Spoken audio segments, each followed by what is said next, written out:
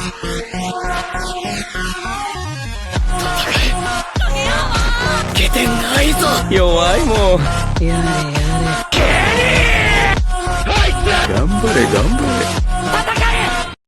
if you want to watch exclusive content with hot girls that is not on YouTube, namely, where Naruto roasts Kushina Mikoto and many other hot girls without restrictions, then visit my channel Busty and subscribe.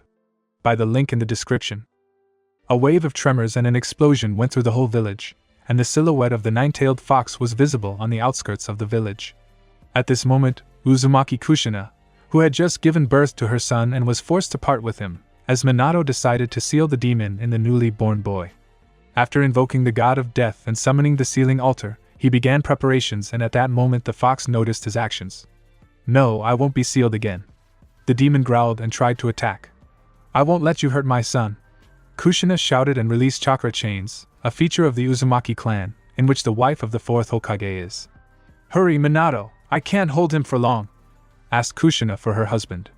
At this point, the fourth was already preparing the altar and laying down his son.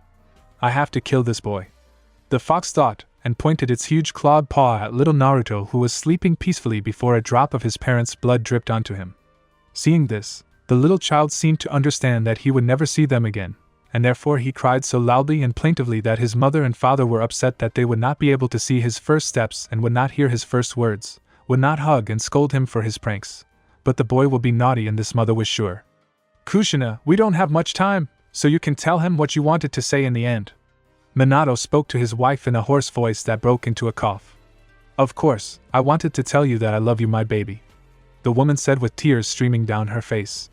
The kid seemed to understand what his mother was telling him and stopped crying, listened to her very carefully, and caught every word, only nodding and saying, "Aha," at the right moments. During this time, Kushina was laying seals for a knowledge transfer technique that was invented by the Uzumaki clan just in case, which came on October 10th, her son's birthday and the day of his curse. "Kushina, what are you doing? We have so little chakra," Minato croaked as he turned to his wife. "I help our son in the future. It is unlikely that he will be told who he is and who his parents are," Kushina croaked in response. "We don't have much time left. I'll die soon and won't be able to seal our chakra into Naruto, so that we can help him in subduing the Nine Tails." Minato spoke, trying to speed up Kushina's actions. "There is very little left. It remains to put a block on this knowledge that I betrayed, otherwise Danzo's mongrels will make him just a vegetable who will just stupidly follow orders and destroy everyone they show him. There is a minute left and I will finish. You still have a little bit of my chakra left to seal it in Naruto," Kushina said in a whisper to conserve her strength, which was not much left. Having finished with the seal to store and use the Uzumaki's knowledge, Kushina whispered to her young son, "Find your love, and then, no matter how difficult it is for you, no matter how long you have to restrain the demon in yourself, you will be happy. And remember, the children of the hidden whirlpool are always strong and go to the end." And at that moment, Minato finished the technique, Kyuubi passed into the body of his son, and the seal of the god of death completed the ritual. The soul of the fourth Hokage was swallowed by the god of death, and a child's cry broke out over the clearing, but with such force that all the animals and birds echoed him in unison. It feels like nature itself grieved along with little Naruto and said that everything would get better with time. Arriving at the clearing, the third with his umbu saw the bodies of Minato and Kushina, ordering them to be burned so that his old friend Shimura Danzo would not use their genetic material to create clones or improve some root fighter. Seeing little Naruto, he took him in his arms, and seeing the seal, he understood what happened here. Hiruzen ordered to gather a council, to which all influential jonins, heads of clans and elders were called. In the Hokage Tower, 2 questions were raised at the council. 1. The new Hokage. 2. What to do with the little Jinchuriki? The post of Hokage was dealt with quickly, namely by appointing Sarutobi Hiruzen to this post again. But with the boy it was much more difficult. Danzo offered to extract the nine-tailed fox from Naruto, to which the other elders agreed. Fortunately, the jonins and the heads of the clans protested where they would find another Uzumaki who could withstand the fox's chakra in his body. Everything had to be explained by Shikaku Nara Jonin and the head of the Nara clan, to which everyone else in the audience agreed and threw the idea out of their heads. After that, the question arose about raising the child, which they decided the Yamanaka clan takes care of him for up to a year, since the head of the clan and his wife had a daughter not long ago, and Inoichi's wife will be able to take care of the baby. And after a year, Inoichi was ordered to erase the memory of life in the clan and give the boy to an orphanage. It was also a rule not to tell Naruto about his parents, and give him his mother's last name. To which Shikaku wanted to bet, but was interrupted by the third. Hiruzen explained this fact by saying that Minato had many enemies outside the village and risking small Jinchuriki is not beneficial for the village. After the council was dissolved and everyone dispersed to their own business, and the trinity of Ino Shikacho with little Naruto went to the quarter of the Yamanaka clan to put the child to bed and remember the departed Kushina and Minato, and arrange little Naruto. Commentary on the prologue. This is my first work, please do not judge strictly. I'm looking for a beta to correct my mistakes and give a kick to the production.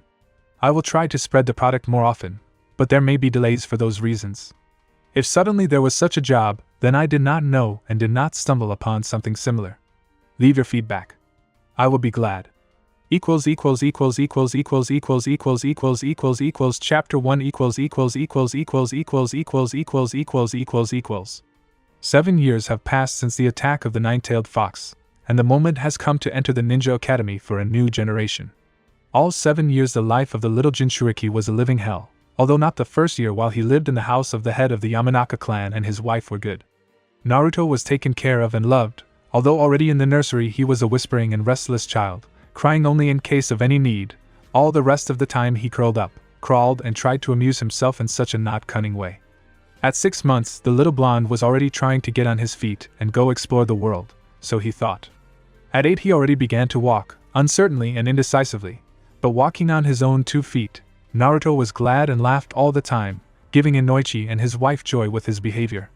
Chitao Yamanaka had a daughter a couple of months younger than Naruto and therefore she was kept in a separate room and the mother spent more time with her own daughter. Naruto only saw little Ino once, and this day was the last day in the Yamanaka clan. Inoichi, as the year was agreed back, was supposed to erase the baby's memory. With pain in his heart, he decided to take such a difficult and unpleasant step for himself. Having fallen into the subconscious of a small Jinchuriki, Inoichi found the right area of memories and erased it completely. Although he left that warm feeling of care that he had for the boy, it was done on memory and so that in the future Naruto does not despair and knows that he was taken care of before. After that, the baby fell asleep and was handed over to the third Hokage, who ordered his Anbu to make all the preparations for transferring Naruto to the orphanage. Life in the shelter lasted up to 4 years, and there the baby knew the whole dark side of people. At least he thought so. He didn't know what the future would hold for him. But already there he realized that there would be no care for him, even though the nannies did mechanical work, fed and put him to bed. When Naruto was 3, he already saw contemptuous looks in the orphanage, and the caregivers forbade other children to play with him. Naruto stayed in the orphanage until the age of 5, and after that he was given a small apartment in a hostel and was given a small financial support to help the orphans, which was sorely lacking, only 10,000 ri. At this time, the third assigned an Anbu employee to Naruto to take care of him and teach him to read and write. Naruto did not live very well on the allowance, as each seller strove to shortchange him and deceive him with the price of products. And on his birthday on October 10th, going out into the street in the evening for shopping, he wanted to treat himself to a small cake, but it was not his destiny to get to the store and back home that day. A crowd of 5 drunken men, well, at least not a shinobi, saw a little Jinchuriki and decided to hunt him down and punish the demon who killed their relatives and friends. The drunkards, seeing the boy, called out to him. Seeing the approaching men, Naruto rushed into the alley that led to his house, but before he could reach he got hit on the head with a bottle and fell. A crowd of 5 drunken men, well, at least not a shinobi, saw a little Jinchuriki and decided to hunt him down and punish the demon who killed their relatives and friends. The drunkards, seeing the boy, called out to him. Seeing the approaching men, Naruto rushed into the alley that led to his house, but before he could reach he got hit on the head with a bottle and fell. A crowd of 5 drunken men, well, at least not a shinobi, saw a little Jinchuriki and decided to hunt him down and punish the demon who killed their relatives and friends. The drunkards, seeing the boy, called out to him. Seeing the approaching men, Naruto rushed into the alley that led to his house, but before he could reach he got hit on the head with a bottle and fell. The damned demon came running. One of the drunkards spoke as he approached the kid and stabbed him in the stomach. Naruto even flew into the air and fell not far from the first drunkard's friends. A group beating had already begun, and little Naruto only did what he endured and covered himself from the blows, covering his head with his small hands and tucking his legs under him so as not to break his ribs.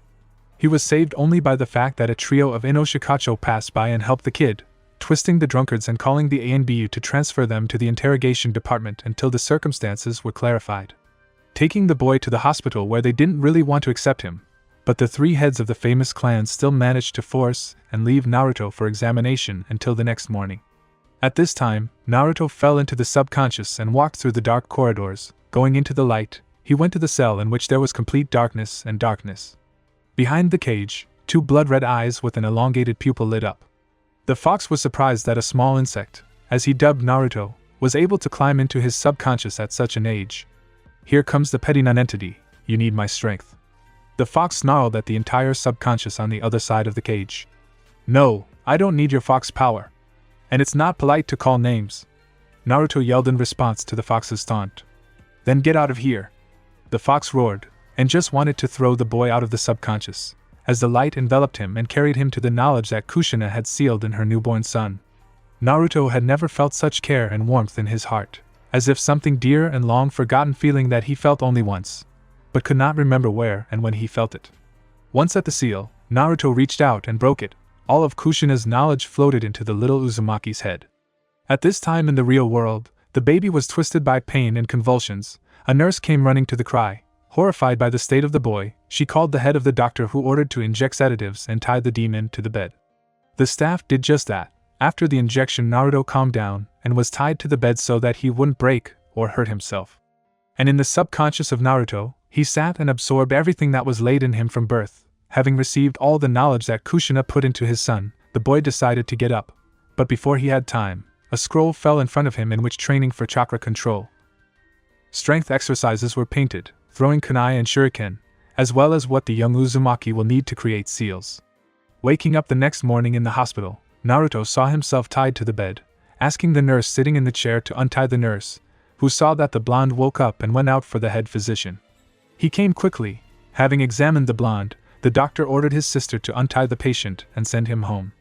Having been released, Naruto did not know where to start, decided to go home and think everything over there. But as our hero did not try to reach the house, he failed. As always, along the way he met a crowd of girls a little older than the blonde himself. Seeing two girls his own age surrounded by slightly older girls, Naruto decided to stand up for them. The girls, seeing the demon, fled, didn't even have to do anything? For this reason, the boy was surprised. Asking two girls how they were, he was surprised. One thanked him and kissed him on the cheek, and the second just turned around and went towards the playground. The blonde stood like a pillar looking after them, especially he did not take his eyes off the departing blonde who was like the sun. As warm and joyful as the afternoon sun, he described his second meeting with Ino, since he could not remember the first meeting. Having reached the house, he made a list of things that he needed, and these are ink for fuinjutsu and sheets of paper for seals, as well as a set of kunai and shuriken, and went to the third so that he would provide all this. At the Hokage's residence, Hiruzen was sitting at a table and sorting through documents. Then the door abruptly opens and a small hurricane flies into the office, shouting, "Hello old man, I need your help." Turns out to be opposite Hiruzen, handing him a sheet with a list, to which Hiruzen was slightly shocked. Why does a child need all this, especially fuinjutsu ink and paper? He decided to ask why he needed all this, to which the blonde said that he wanted to become a shinobi and be like all his ancestors. The third was surprised. Does he really know who his parents were? The old man panicked. Why do you need all this, especially ink and paper for fuinjutsu? A third asked with a sweet smile on his face. To which Naruto replied, I want to be like all Uzumaki, and they were masters in sealing techniques and creating new seals. I read this in the library. Naruto said, smiling. Well, Naruto, I'll think it over and bring you everything you need tomorrow, but for now you go mind your own business, I have to work. The old man said with a good-natured smile, escorting the boy out of his office. After seeing off little Uzumaki, the third Hokage called in an Umbu fighter to keep an eye on the boy and report on his every sneeze. At this time, a small Jinchuriki ran across Konoha towards the forest looking for an abandoned training ground there. Finding one, he decided to warm up a little as it was written in the scroll. So he spent the whole day jogging and strength training. Naruto fell asleep right on the training ground, and Umbu in a dog mask that taught him to read and write took him home and put him to bed, went out through the window and went to the Hokage to report on Naruto's actions. The next day, they knocked on Naruto's apartment in the morning. Waking up, the boy went to open the door. The Hokage stood on the threshold and holding everything that the young Uzumaki ordered, handed it to him and left, justifying that he had a lot of work. In the morning, Naruto decided to do all the water procedures, after having breakfast, and began to meditate for 2 to 2 hours as it was written in the scroll. After going to an abandoned landfill, There he again began his exercises, and in the afternoon he again sat down to meditate, dispersing the chakra through the channels, thereby expanding and strengthening the SCH. After a snack and again strength training, in the evening again meditation, and so for 6 months. After all this, control over the chakra of holding a leaf and walking through trees was added to the training, which was described in the scroll. Once the control was improved, Naruto started practicing with the seals. The inscription and placement of the required volume of chakra in them, the boy tested all his developments on himself. He was the very first to master the seal of temporary paralysis and blindness. Their tests were very fun, especially for the Anbushnik following the young Uzumaki. He was dying with laughter when he put a piece of paper over his eyes and went blind. While moving, Jinchuriki crashed into trees and stumbled over stones all the time. Deciding that enough was enough, Naruto sat on the 5th point and began to meditate. Naruto did not fall into the subconscious anymore. After there was a paralyzing seal, here the Anbushnik got a little scared and decided to remove the paralysis. Naruto was dissatisfied with this attitude towards his experiment. He wanted to know how long he would not move. Asking an Umbu in a dog mask to help him, time it, and watch him until the paralyzing seal releases him. After such a meeting with the Umbu, Naruto began to think about protective barriers, but he was still too young to study them, and time passed in training before entering the academy. Commentary on Chapter 1. This chapter was a little longer than the previous one. I hope you enjoy it. The next one will be admission and a meeting with my classmates. Chapter 2 Families with their children crowded at the entrance to the academy. There were both clan representatives and non-clan representatives. Naruto did not particularly consider the visitors. It was enough for him to appear when whispers were immediately heard behind him. Mothers without clan children, not ashamed of the presence of Jonins and the Hokage himself, who, by the way, had just appeared, were discussing the boy. And what is Hokage-sama thinking about letting this demon do things with our children? They discussed behind little Naruto's back. This conversation was heard by Inoichi. Calling the boy to him, he asked how his health was. "Hey Naruto, how are you?" the tall blonde asked. "Thanks Inoichi-san, I'm fine," Naruto replied, and then his eyes caught on the small blonde top of his head. Inoichi noticed this and decided to introduce his daughter. "Ino, this is Naruto." The father called his daughter. She turned around and was surprised because in front of her was the very blonde who helped with the crowd of girls and saved her, and her best friend Sakura. "Nice to meet you Naruto, my name is Ino," the girl said, smiling sweetly and blushing. "Thanks for helping me that time," she said, looking down. "There's nothing to be thankful for, especially since I didn't do anything." He smiled, throwing his hands behind his head and scratching his head. At that moment, the third Hokage attracted the attention and began to groan and congratulate the younger generation on their admission and the chosen path of shinobi. After the Hokage's speech, the doors of the academy opened and let the young ninja into the corridors of the building, and then divided the entire crowd of children into classes. Naruto, while everyone entered the academy, decided to stand on the streets and then go through the empty corridors to his class. Naruto was the last to enter the classroom, and seeing an empty seat on the last desk that was not occupied, he sat there and stared out the window.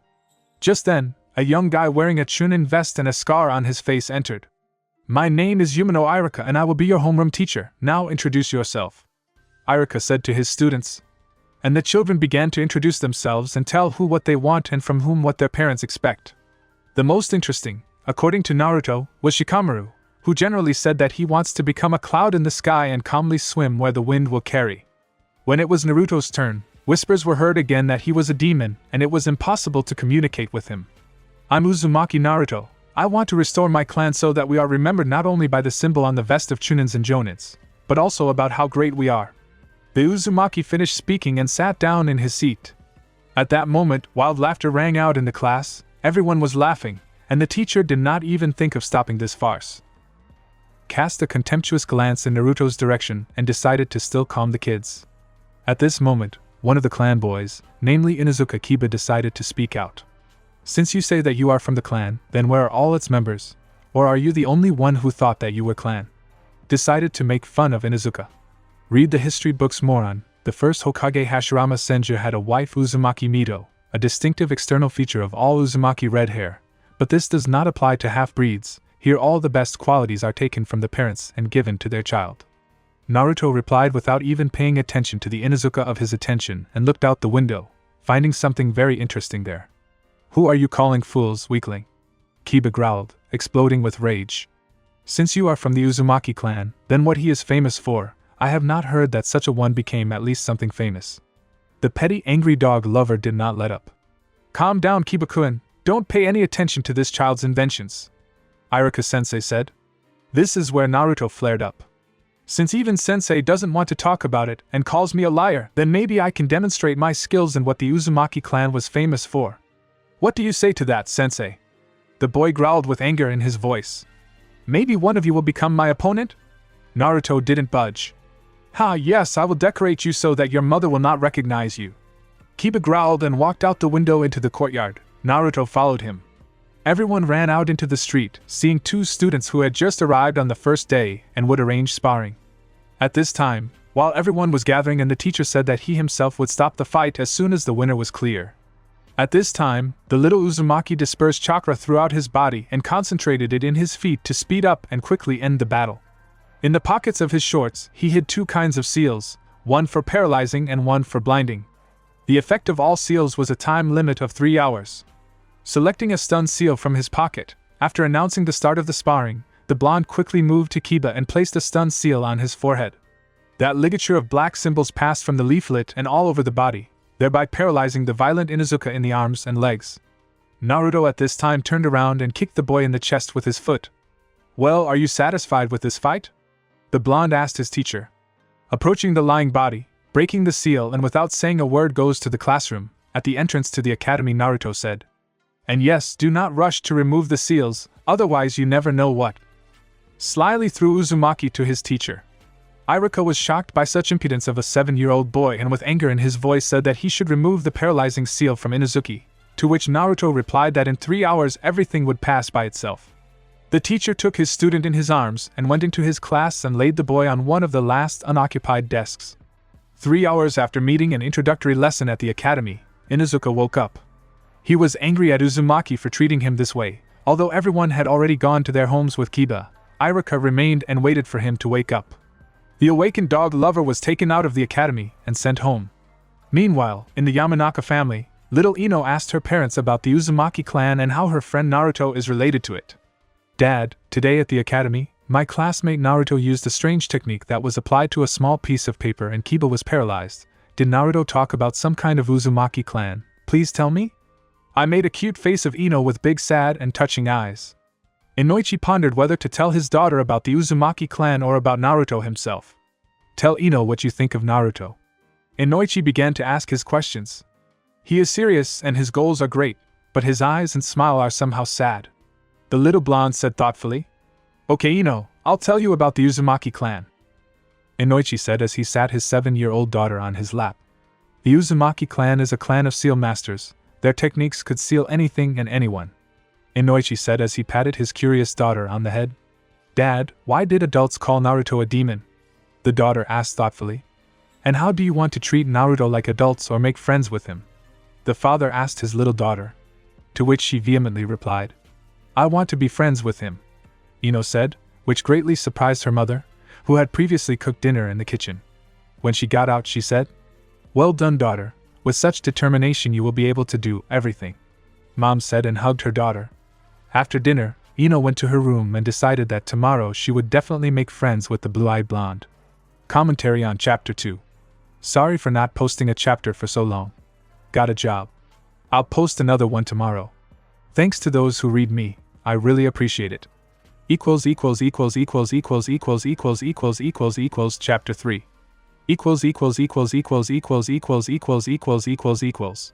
That night, Naruto found himself in his subconscious, even though he remembered that the fox had thrown him into the real world the last time.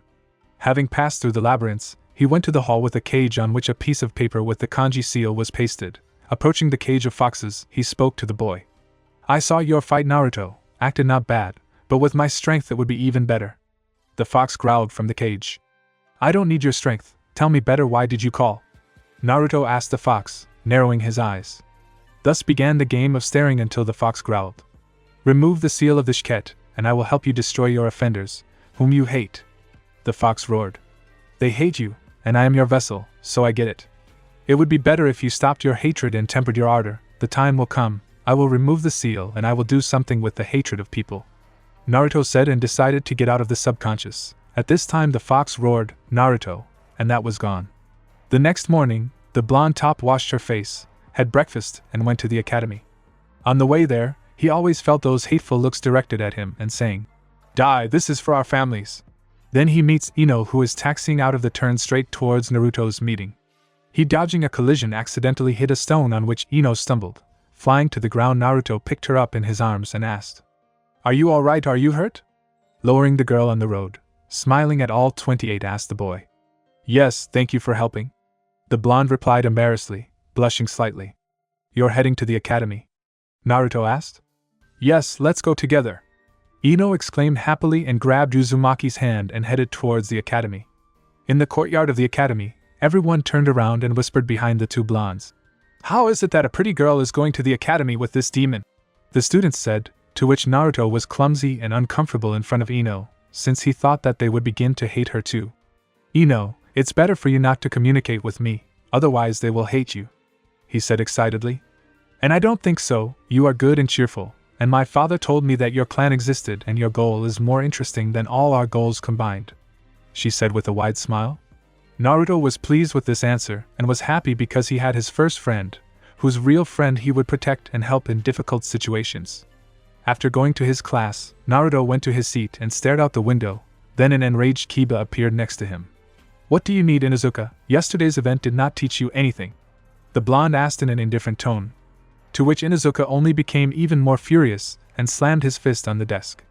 "Let's go out, Uzumaki. I'll smear you on the ground," Kiba called out. "If there are sparrings today, then I will fight with you, and if not, then after the academy at its training ground. Do you agree?" Naruto asked in a calm voice.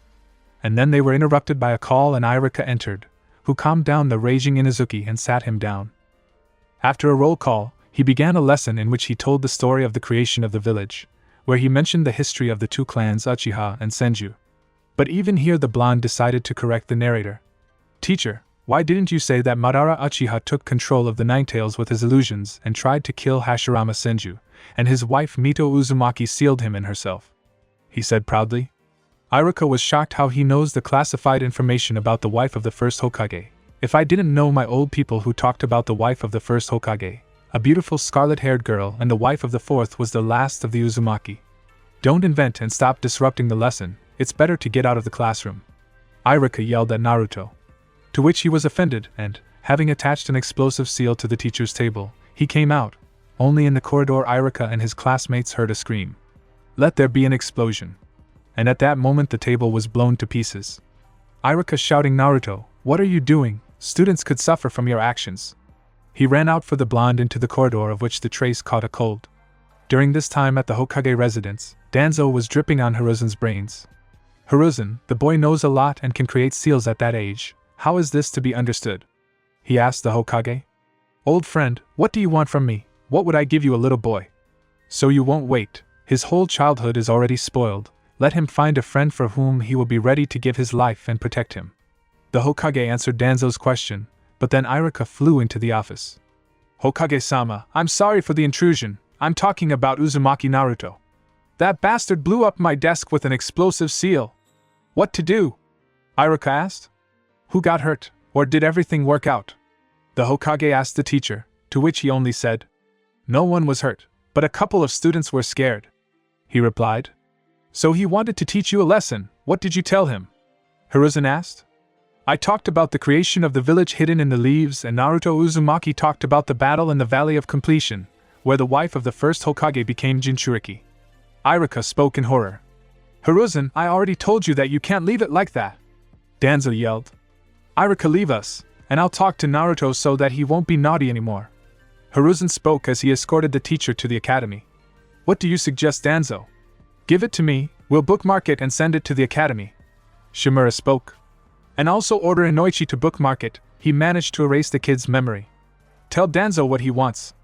"Alright, I'll order it to Inoichi," the Hokage answered and called the Katsunbu to give the order to the head of the Yamanaka clan. At this time, classes at the academy had already ended and everyone had gone home.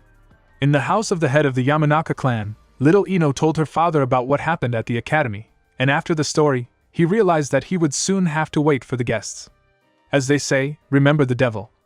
Anbu appeared in the room and the head of the clan left the living room with him. The Anbu said that the presence of the head of the Yamanaka clan in the Hokage's residence in the basement levels is Naruto, who was ordered to bookmark.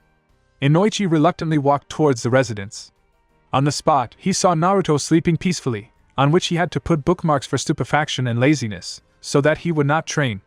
Well, I'll do it, but I don't promise that it will be possible to install them. He has stronger protection for the brain than protection for QB cells, although he himself, even from the cell, will kill anyone with his chakra.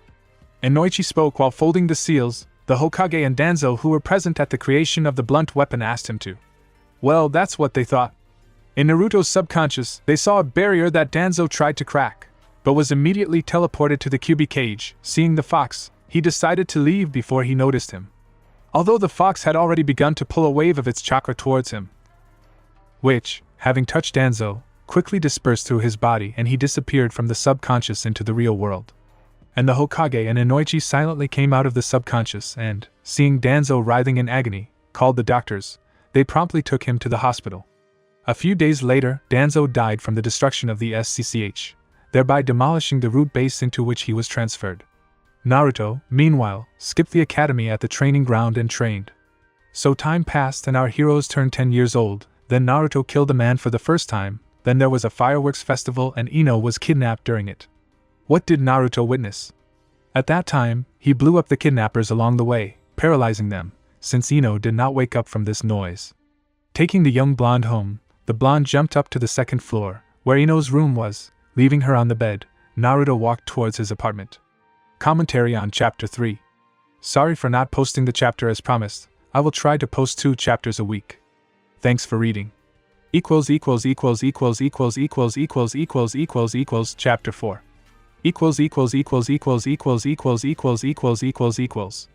The morning for our heroes began in different ways. Naruto got up and thought why the Cloud Chunin needed a girl from the Yamanaka clan, and even the daughter of the head. Yesterday I saved her and took her home. I hope everything is in order with her. As Uzumaki walked into the kitchen, memories came flooding back. Flashback. Fun festival, delicious snacks and beautiful fireworks. But not the people in my presence. Even here at the holiday these views, although the dog with them most importantly do not chase me and do not rush to beat me. During this time from the moment I entered the academy, the daredevils have diminished, but still there are still idiots. But then I saw 2 men carrying a voluminous bag. I did not pay attention to this until the fox in my head laughed. I have already learned to dive into my subconscious and there asked the fox. What's so funny about foxes? I said looking into the eyes of the Ninetales. Nothing, it's just that your princess has just been put in a bag and 2 shinobi clouds are carrying it away. Ha ha. There was an answer to me with a mockery and an evil laugh from this flea kingdom. Without hesitation, I rushed in pursuit, catching up with these 2 creatures. You can't name them anymore, since they decided to kidnap a little girl. Even though I myself have not yet become a full-fledged Konoha shinobi, I can stand up for myself. Hearing their conversation, I was angry to the core of my soul, and at that time, the evil laughter of the fox was heard in the subconscious. What to do with the girl?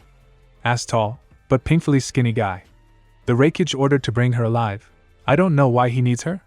The second pumped-up blonde answered. Can we have fun with her until we get to the village? The skinny man asked the jock. The Raikage gave clear instructions not to touch the girl, but to bring her alive and unharmed. The jock answered with steel notes in his voice.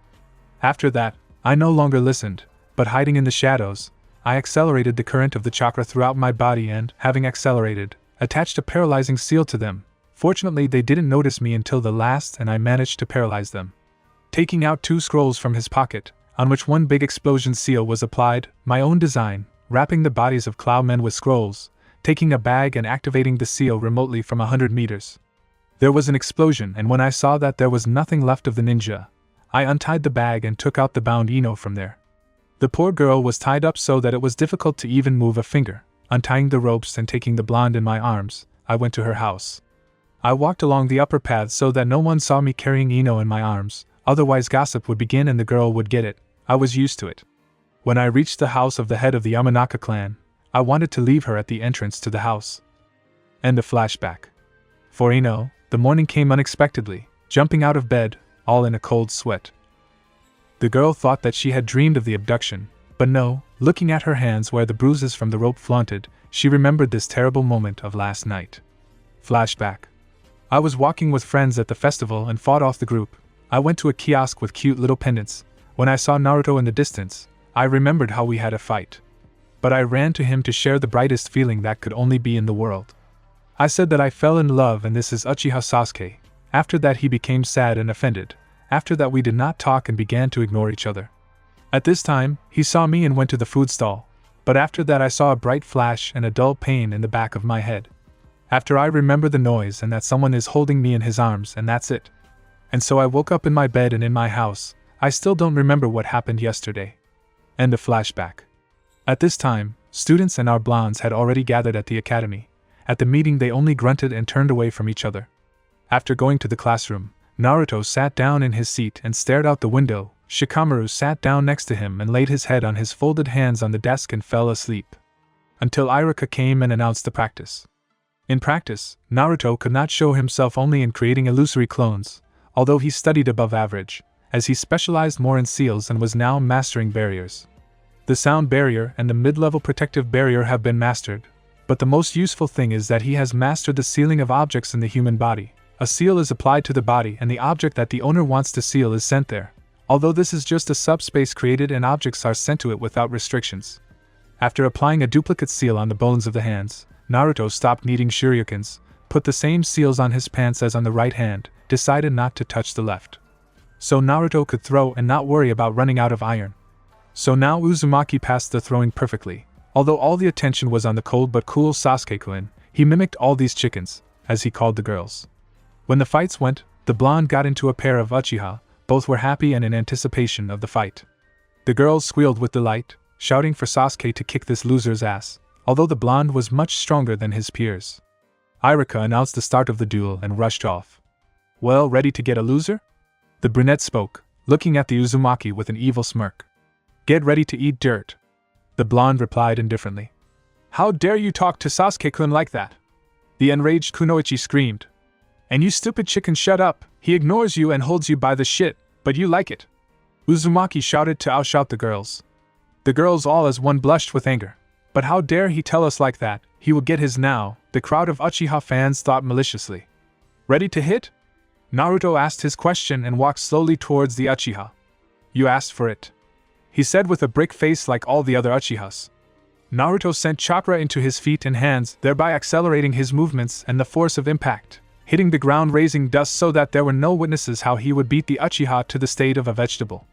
Of course, Sasuke tried to dodge and block, but it didn't work. A broken right arm and elbow, a left arm was knocked out in the shoulder, a couple of ribs were broken and a nose. Only after that Naruto sent Sasuke in the direction of the academy right into the wall from a turn. Capturing this moment, the blonde stepped out of the dust cloud and walked towards those who passed the practice, where Shikamaru was already standing. Aren't you tired of Naruto constantly beating and humiliating him in front of girls? Asked the smartest but laziest guy in the academy. No, Sheik, but he can lower his self-esteem. The blonde replied calmly. Well, how do you know, by the way, you and Ino still haven't made up? Shikamaru asked. No, they didn't. With a heavy sigh, Naruto replied and looked towards the blonde, who, with the rest of the girls, surrounded the unconscious Uchiha. Uzumaki, you overdid it, Iruka said as he rested on Naruto. He just kept silent and went towards the 44th polygon, where he conducted his training. In training, Naruto practiced taijutsu techniques, expanded his SCH channels and trained in Fuinjutsu. So his free days passed, when he did not go to the academy or was expelled from it, until the moment of the Genin exam. The exam was held in 2 stages. The first is a theory. A test is written and given to the teacher. The second stage is practice. The technique is chosen by the mentors and you have to show it. There were no problems with the test. Having handed over his sheet the very first, Naruto left the audience and stayed outside the door to wait until everyone wrote this test. After Uzumaki, Sakura came out after her Shikamaru and immediately went to the windowsill. Sitting on it, Shika began to sleep. And so on to the last, so that no one could write off or help their comrades. At the second stage, Naruto fell asleep, as Iruka chose the cloning technique that the poor Uzumaki did not succeed in and naturally flunked him. When Naruto was sitting on the swing, Mizuki approached him and spoke. Naruto, Iruka didn't want to fail you, he wants you to learn and pass this exam next time. The Chunin said this with a smile on his face. But Mizuki-sensei, I'm good at everything except this technique. Couldn't he have chosen something else? Naruto growled, looking at Mizuki. You know, Naruto, there is one test to become a genin. For this you need to steal a scroll with the secret techniques of the Hokage and bring it to this point. Pointed to Mizuki on the map and smiled at Naruto. Okay, Mizuki-sensei, I'll do it. Naruto spoke as he ran to his house. As soon as the sun hid, the blonde climbed into the old Hokage's office and took the scroll. Exiting the same way he entered, Naruto went to the forest where Mizuki pointed out. There were still 3 hours left before the meeting, and so Naruto decided to look into the scroll. Seeing how many techniques it contained, the young blonde's eyes sparkled. After seeing the first shadow clone technique, where it was said that the technique creates real copies, not illusory ones, Naruto began to learn it. After an hour or so the technique was mastered, and Uzumaki, having created 30 copies, ordered them to rewrite the entire scroll. For the remaining time the clones rewrote the entire scroll. Just at that moment, 2 shinobi appeared. One was Mizuki, and the other was wearing a dog mask with ashen hair sticking up. Mizuki just wanted to say something to the blonde, but the Umbu quickly knocked out the traitor and told the guy to follow him, went to the Hokage's residence, where the third was sitting.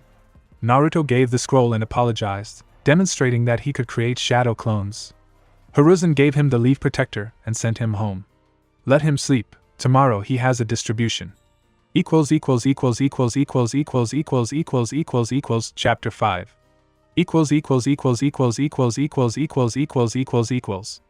Waking up in the morning, Naruto went to the shower. After morning procedures and having breakfast, he went to the academy.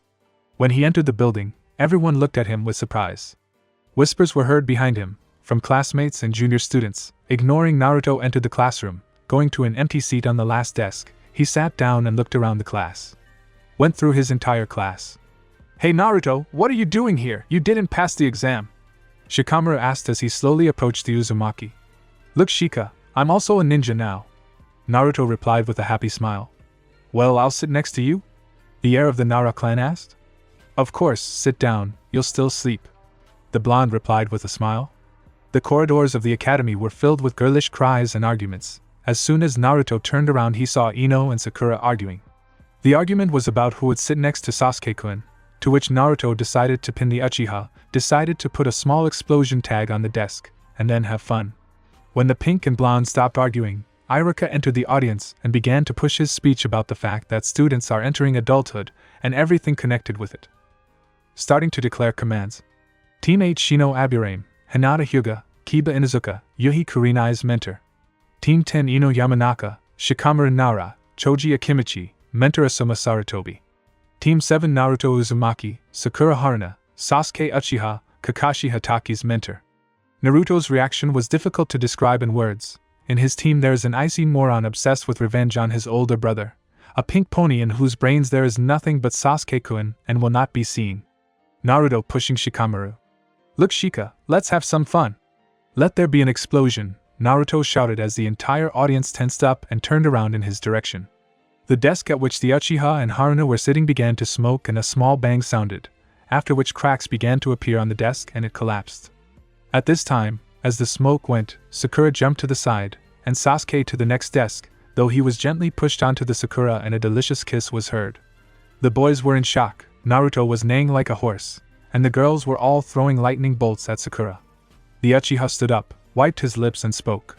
Don't come near me again, he said with coldness in his voice. Naruto laughed even harder at that. After that, the mentors of the teams began to enter the audience, a pretty young girl with a beautiful figure and a bearded man with a cigarette in his mouth. Taking their teams, Asuma and Kurinai went to get acquainted.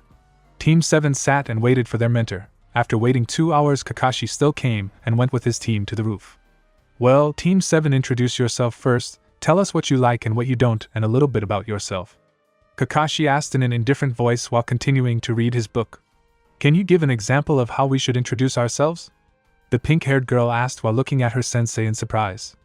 Well, I'm Hatake Kakashi. What I love is none of your concern, and my hobbies will not be of interest to you, Kakashi said in a calm and even voice. Now tell me about yourself. He pointed his finger at the blonde. The mentor of the 7th team spoke. I Uzumaki Naruto loves to learn techniques, and I want to restore the Whirlpool village and show that the Uzumaki clan can still declare itself to the whole world, the blonde said in a confident voice. I'm Haruna Sakura. I like a loving look at Sasuke. I want a loving look towards the Uchiha, and I hate Naruto because he lies about being from the Uzumaki clan. I have not heard of them," Sakura said, looking at Naruto with an evil look. "You stupid girl, Sakura, though an excellent student," Naruto spoke calmly. "The Uzumaki clan did exist, and their symbol is on the back of all Chunin and Jonin vests," replied in support of the blonde Kakashi. "Now, tell us about yourself," asked for Kakashi Uchiha. "I'm Uchiha Sasuke. There are many things that I don't like and those that I love. There is no dream, but there is a goal, to restore my clan and kill one person." He spoke in a calm and cold voice.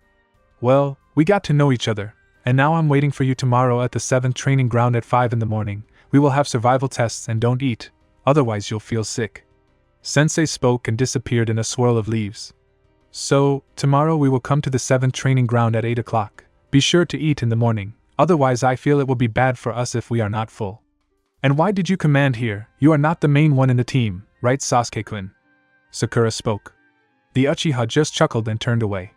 "I analyzed. Our sensei was late for an acquaintance for 2 hours, not for 10 minutes, but for 2 hours, and now think, if we come to the training ground at 5, what time will our sensei come? And now about not having breakfast, this is so that we are weaker and 100% of us will fail." Now the excellent student understood. Uzumaki spoke with sarcasm. "Although I warned you, it's up to you to decide." He said this and jumped from the roof to the neighboring house, ran to study the techniques that he managed to copy from the Kage scroll, taking 3 small scrolls in which there was the technique of the 4th, Rasengan, the technique of the 3rd, Shadow Shuriken, and the technique of the 2nd, Water Dragon. I decided to go to the 10th training ground where the river flows. The 10th training ground was closest to Naruto, so when he arrived there he decided to start his training. Seeing that the 10th team was there, Naruto greeted everyone and went towards the river. "Naruto, what did you need at our training ground?" Asuma asked the blonde. "I came to practice. I won't disturb you, so I went to the river. Sorry to disturb you." Naruto spoke and walked away towards the river. Asuma was surprised the genin would train alone without a mentor, so he took the scroll from the library, he thought, and continued training with his team. By that time, Naruto had reached the river and unfolded the scrolls with the techniques of Shadow Shuriken and Water Dragon, and began training. Having created 50 clones, he divided them into groups of 25 each. One group tried to create Shadow Shurikens, and the second a Water Dragon, and the blonde himself decided to study the scroll with the Rasengan. 3 stages were described in the scroll. 1 rotation in the first stage. The user must master the rotation of the chakra in a chaotic manner, in the form of a ball, but clockwise or counterclockwise, depending on the type of circulation of the shinobi's chakra. This stage is carried out with the help of a water balloon, which explodes after the chakra rotates in different directions. It is important for the user to know in which direction the body is directing the chakra. 2. Strength in the second step, which is noticeably more difficult than the first. The user must give the chakra more power by concentrating it on a single point. This step is performed with a rubber ball that explodes upon being compressed. 3. Hold in the third and final step.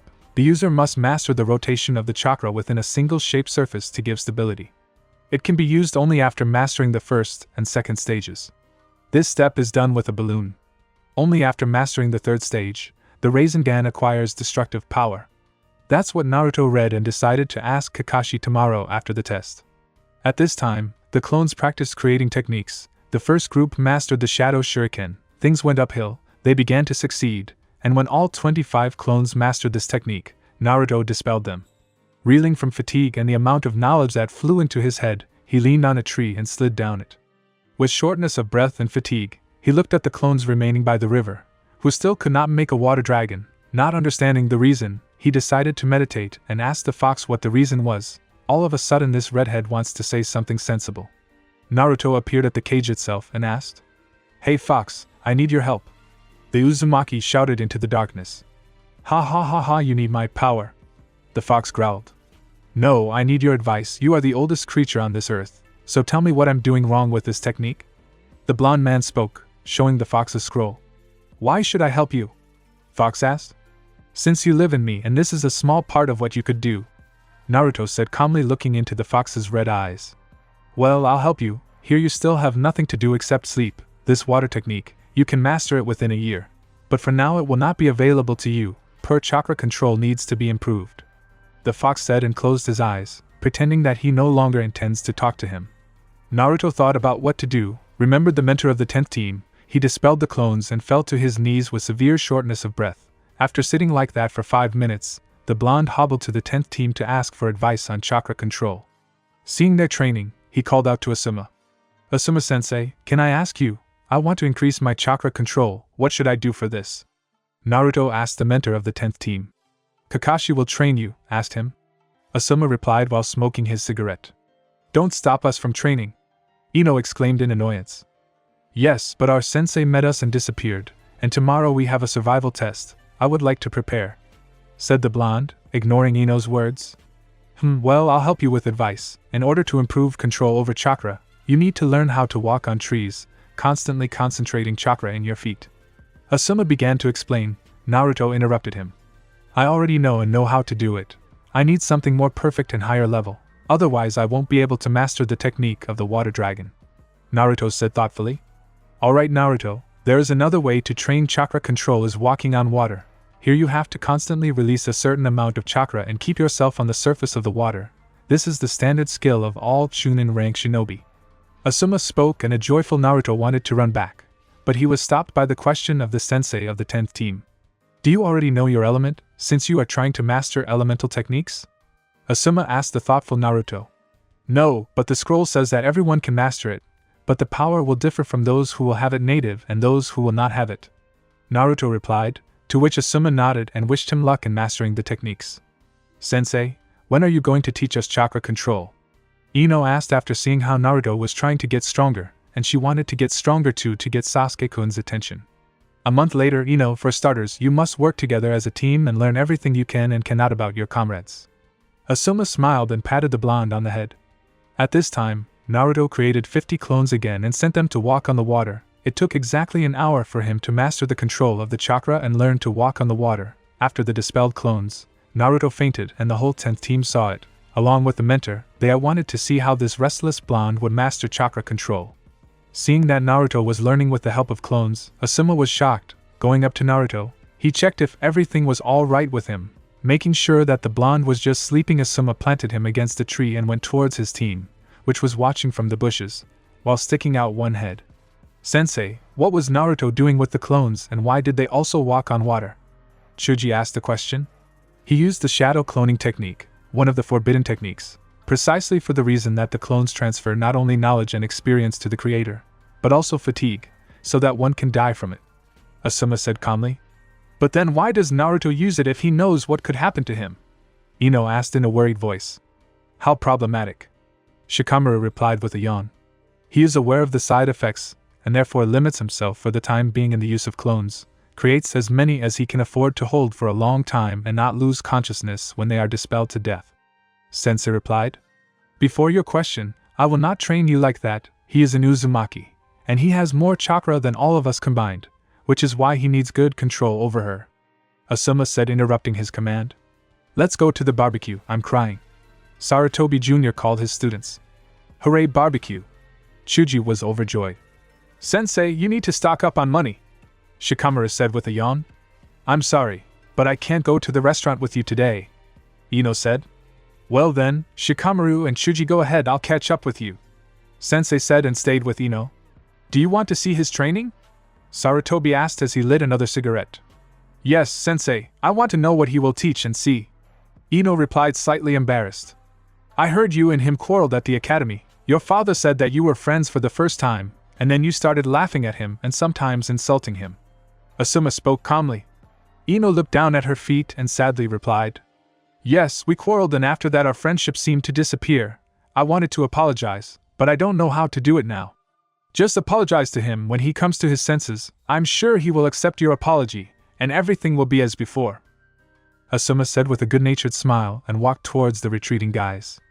Ino stayed in the clearing to wait for Naruto to wake up. He didn't have to wait long. After 10 minutes he opened his eyes and wanted to start mastering the technique, when he was interrupted by noise in the bushes and Naruto stopped standing in a fighting stance waiting for the enemy.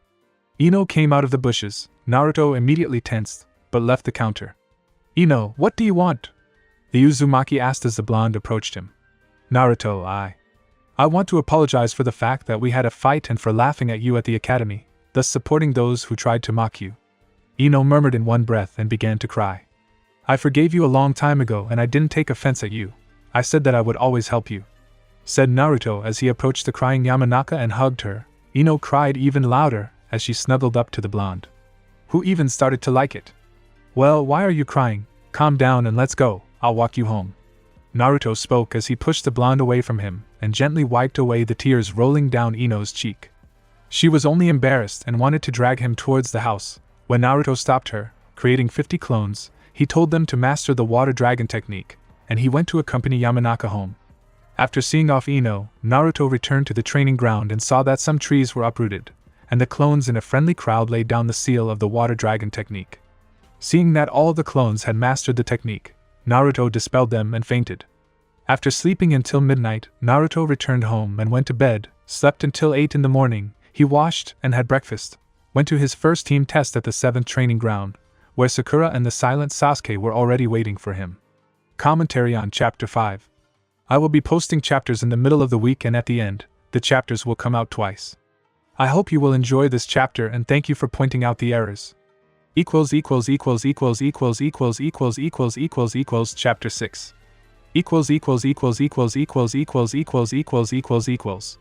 Naruto arrived at the training ground around 10 o'clock. Sakura and Sasuke were already there and Sakura started swearing at Naruto for being late. "Why are you so late?" Sakura started to growl. "We've been waiting for you for 2 hours." She continued to freak out. To which Naruto calmly approached her with a sweet smile on his face and began to speak in such a cold voice that Sasuke himself envied him.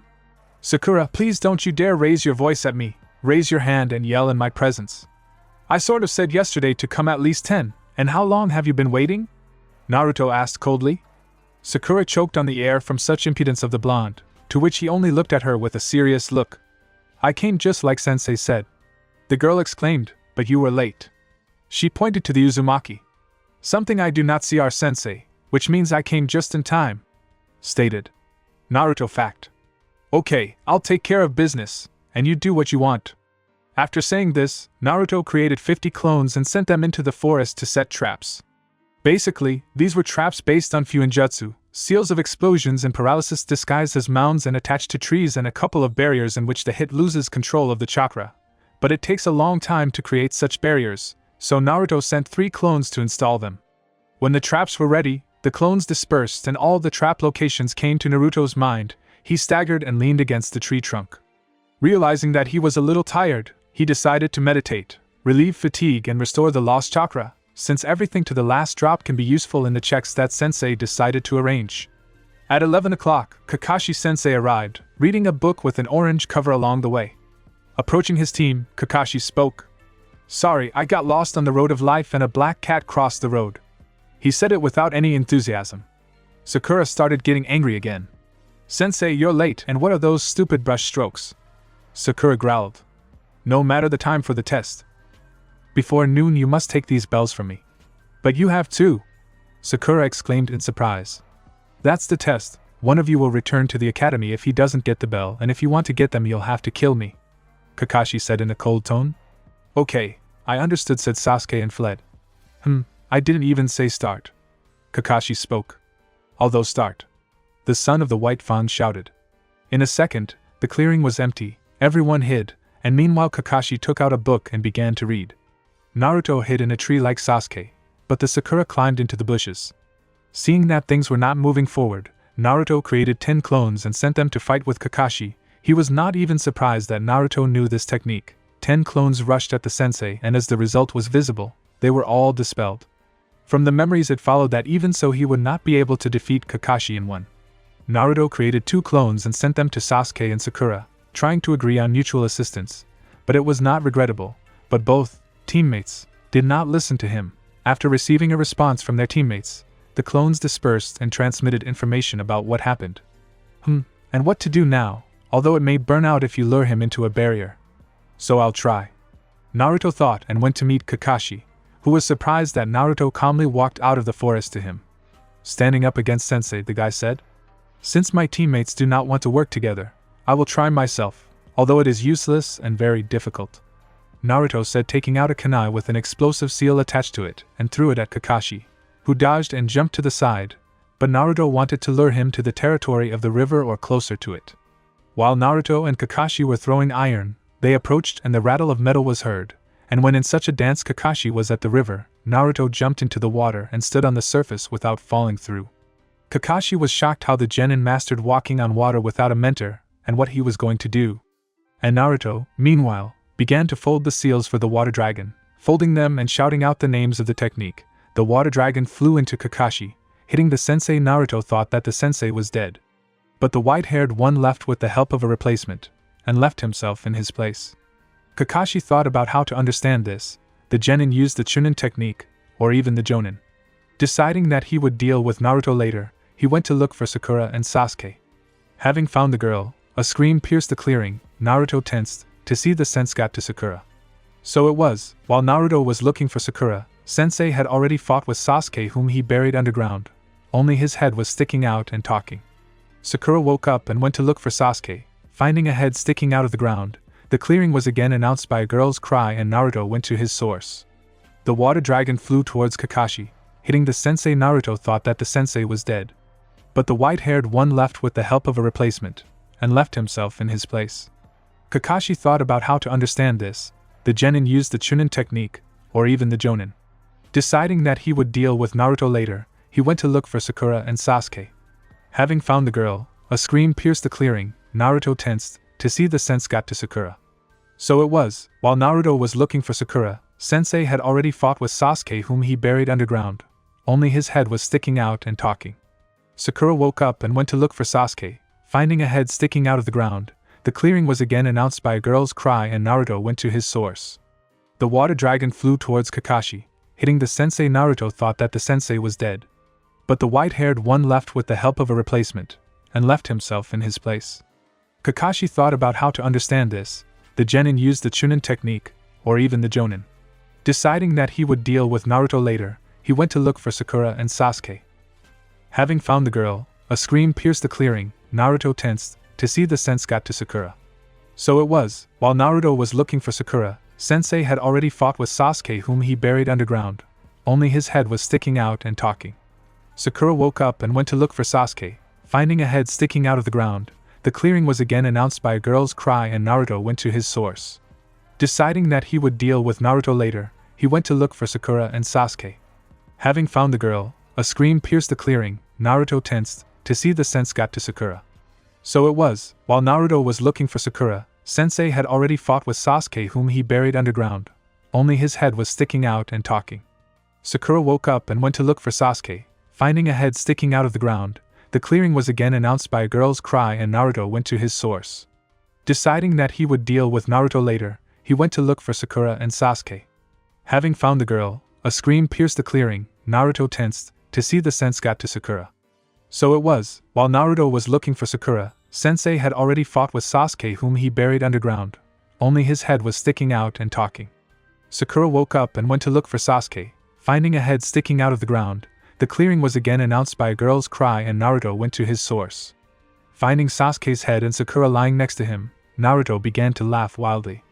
Ha ha ha, I can't. How funny it is. A protruding head and an unconscious girl lying next to me. Naruto finished laughing. Well, did you make sure that we cannot defeat the mentor alone? Naruto said in a serious tone, looking at the head and Sakura coming to her senses. Okay, what do you suggest? Sasuke grunted as he looked up at Naruto. First, get you out, and then talk about how to lure Sensei into my traps. Starting to dig up the Uchiha's body with Sakura. So, I've set up 3 chakra-absorbing barriers north of this point, so we lure Kakashi-sensei into this area, and that's it, it's done. Naruto said in a calm and even voice, while surprising his teammates, so much that they opened their jaws in surprise. Alright Naruto, what about Sasuke and I? Sakura asked. Wait, when I bring Sensei to the clearing, you Sakura will fire at him with kunai and shuriken. By the way, how much iron do you have? Naruto asked. Kunai 20, but shuriken's 5, but what? Was his answer. Nothing, here's a scroll for you, it has 100 kunai and 100 shurikens. And now hold 20 explosive seals, use them to drive the sensei when he appears in the clearing, and you will have Sasuke as an attacker. When I appear, you will join our fight and together we will push him, attack mainly with elemental techniques, understand? Issued instructions to Naruto. Sasuke just nodded and teamwork began. Naruto, as he said, diverted Kakashi's attention to himself and brought him to the indicated place for the battle. Sasuke, As he said, the blonde turned on at the moment when they jumped into the clearing and a fireball flew into Kakashi-sensei. Sakura at that time launched shurikens so that Kakashi dodged and hit the barrier. But still, nothing came of it. Kakashi hit the barrier.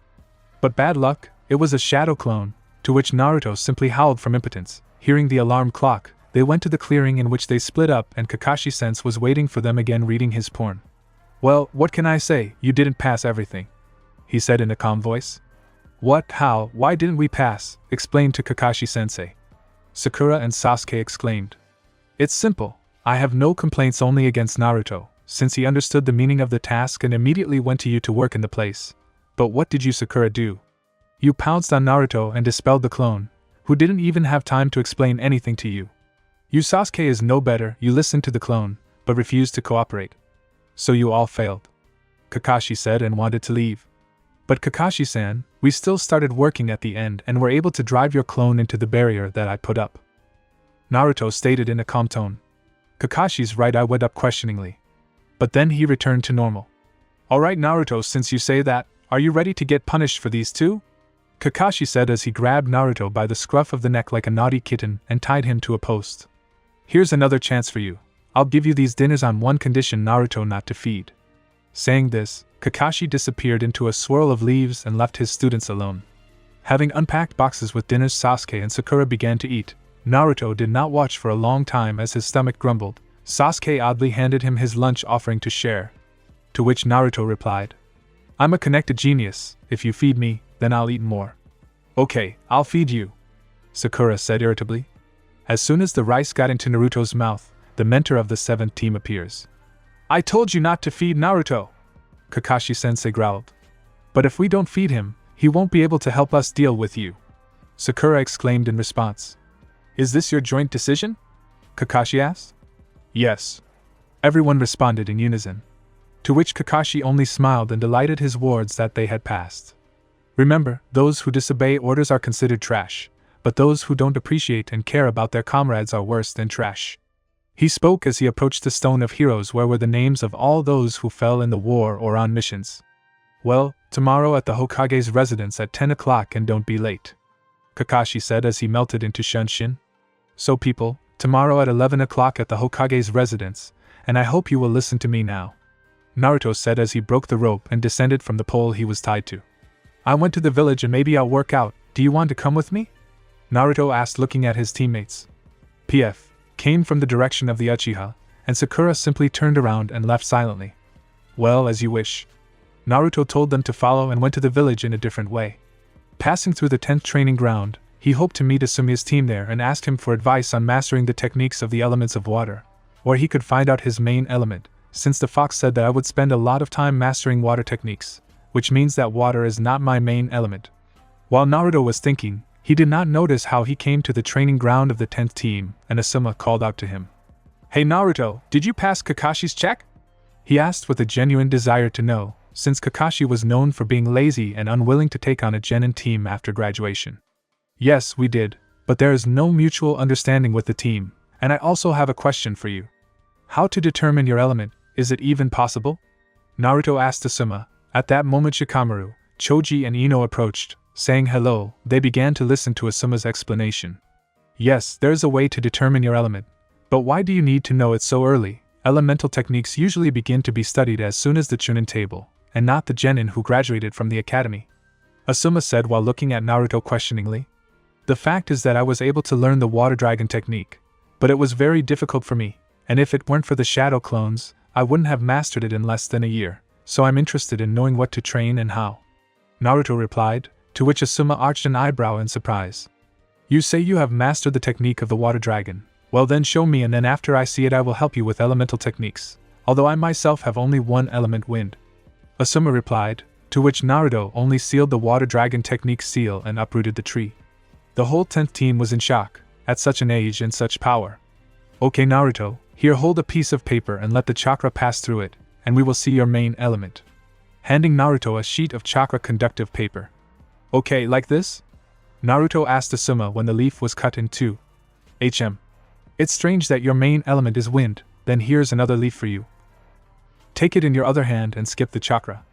Naruto did just that, but what's strange is that the leaf did not get wet. it was covered with punishment like a tree. Asuma was shocked, the main wind, and the secondary Mokutan. It is strange what is happening here and how can this be? Asuma thought while Naruto stared in surprise at the piece of paper that had turned into tree bark. Asuma-sensei, and what does that mean? Naruto asked. To which Asuma replied, I will train you in the element of the wind, so come tomorrow. When you finish the missions and your training with the team, we will be here tomorrow until the evening, so there will be no problems from you. Asuma said with a good-natured smile and ruffled Naruto's golden hair. And also come to my old man tomorrow from 8, he will be waiting for you. And now everyone is free and disappeared in a shunshin in an unknown direction. To which the 10th team was glad that they had half a day free. Shikamaru and Choji went towards the open clearing to look at the clouds and eat chips, while Ino stayed with Naruto. Naruto, can we go for a walk now? Ino asked, blushing slightly. Certainly. Naruto replied with a smile and they walked towards Konoha. As they walked, Naruto talked about the test and how Kakashi-sensei buried Sasuke in the ground up to his throat, and how Sakura fainted when she saw his head sticking out of the ground. Ino was not happy that Naruto was so happy about Sasuke's misfortune, but she decided to remain silent because she still remembered how long they had not spoken and were in a litter. Naruto noticed this and shook his head. Oh, why do you like this Sasuke so much? I don't understand. He is cold, arrogant, and considers everyone else just garbage. Naruto said calmly while looking at Yamanaka. She started to get a little angry. Sasuke-kun is not like that. He is cute, and most importantly he is cool. Ino broke into a happy smile. Naruto obviously didn't like it. Ino, let's agree not to quarrel anymore when we don't talk about Sasuke together, said Naruto looking directly into the eyes of the young Hima of the Yamanaka clan. To which she just nodded and bowed her head guiltily. Well, that's good, but do you need help in the store or are you going home right away? Naruto asked looking at Ino. She was slightly embarrassed by such a look, although the boys had looked at her before, but not like Naruto. She noticed sadness and love in his gaze addressed to her, but without saying anything, she simply took and hugged him. Naruto was shocked at such an action of the blonde and hugged her slowly, and so gently like a flower during a storm in the snowy mountains, trying to keep his beauty until this storm ends. It was good for both of them to stand in each other's arms like that, until the blonde pulled away and smiled embarrassedly, dragging the guy behind her towards her family's store. There they were met by Inoichi and Ino's mother. After the parents saw with whom the daughter came, the father was glad that they were still able to make up and now they will be on good terms again. To be honest, Inoichi slept and saw how to bring this couple together, and the wife did not mind because she remembered who his parents were. Deciding to help the children to be alone, they quickly gave instructions to Ino and fled to their quarters.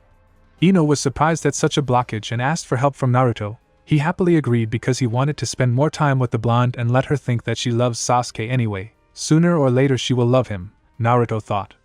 So the time came to 10 in the evening and Naruto walked Ino home, then went to his home. He gladly agreed because he wanted to spend more time with the blonde and let her think that she loves Sasuke anyway. Sooner or later she will love him, Naruto thought. So the time came to 10 in the evening and Naruto walked Ino home, then went to his home. He gladly agreed because he wanted to spend more time with the blonde and let her think that she loves Sasuke anyway. Sooner or later she will love him, Naruto thought. So the time came to 10 in the evening and Naruto walked Ino home, then went to his home. On the same evening, at the Hokage residence, in Hiruzen's office, his son stood and talked about what happened to him today at the training ground and how he was surprised by what happened to the paper to check the secondary element, how it happened, but no one knew and the Hokage decided that his son will teach Naruto the elements of the wind and how to use it, and teach the style using brass knuckles that conduct wind chakra. And the Hokage himself will agree with Yamato to teach him the elements of wood at least an hour a day. And giving the order to the Umbu in a bear mask, he said that Naruto was brought tomorrow at 7 o'clock, although Asuma said that he should come at 8. But the old man decided not to delay this matter and solve everything at once. They decided not to dedicate the elders, since the demand to limit the kid and the study of techniques will begin again. They say he is already mastering the uzumaki seals. So the day of our hero ended. Falling asleep, he was happy as never before in his life. Commentary on Chapter 6. Here's a new chapter, there'll be another one tomorrow. Sorry for not posting for so long, I'm sorry I've been busy. Chapter 7.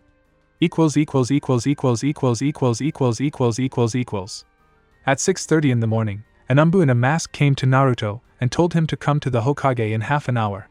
The poor guy trudged into the shower and washed off the rest of his sleep without even having breakfast. went to the residence. Upon entering Naruto's office, he was surprised that so many people were waiting for him. He knew the third old man and Asuma too, but he did not know another one in an umbu mask and had never seen him. "Old man, why did you call me, and even so early?" Naruto asked with a yawn and a fake stretch. "Naruto, Asuma told me about your elements, plus you practice Fuinjutsu, which only Uzumaki were known for. I decided to give you teachers who will develop you in the field of ninjutsu. My son will be in charge of close combat, you will master his weapon handling style, and this umbu will teach you how to master your second element. Do you understand everything?" Quickly brought up to date Hokage Naruto. "Hey old man, and my missions are starting today, what should I do?" Naruto asked, slightly excited. "Send a clone, let him complete the mission. Before 3 months later you still won't get the C rank mission." The Hokage replied to the surprised Naruto. "Is it fair to the team?" Naruto asked, surprising everyone with his honesty along the way. "No, not fair, but this way you will be more prepared than after 3 months of working in the fields and menial work, especially since Kakashi will not train you until he sees that you are a team." He had a reply from an ANBU member who never took off his mask. "Okay, but what are you all going to teach me?" Naruto raised an eyebrow in question. "The first half of the day you will train with my team," Asuma answered. "And in the evenings, somewhere from 8 to 12 p.m. you will train with me," the umbu fighter replied. "And on all missions you will send clones," he said, the third tone without any objections. "Well, Naruto, now go and have breakfast, and at 10 o'clock I'll be waiting for you at the 10th training ground. You understood me?" Asuma said in order. "Yes, I understand, but you can leave the clone now. Let him wait for the team and go on a mission with them," Naruto asked. "Do as you see fit, Naruto, then let him sit in the waiting room," the third Hokage answered him. Naruto folded the shadow cloning seal and told him to sit and wait for the command, while he turned around and left Hiruzen's office and headed towards Ichiraku Ramen for a bite to eat. Having reached Ichiraku and had a bite to eat there, it was already 10:30 and Naruto headed towards the training ground number 10, where Shikamaru's team just approached, and Asuma was already waiting for them all. "Hey Naruto, what brings you to our trainings?" Ino asked. "He will train with us in the next 3 months," answered for Asuma's boyfriend. "How problematic," Shikamaru answered in his repertoire, while Choji silently ate chips. "Okay, today I will teach you how to walk on trees. This will allow you to use chakra correctly, and not use a large amount of it on your techniques," Asuma said. "And with you Naruto we will master the elements of the wind.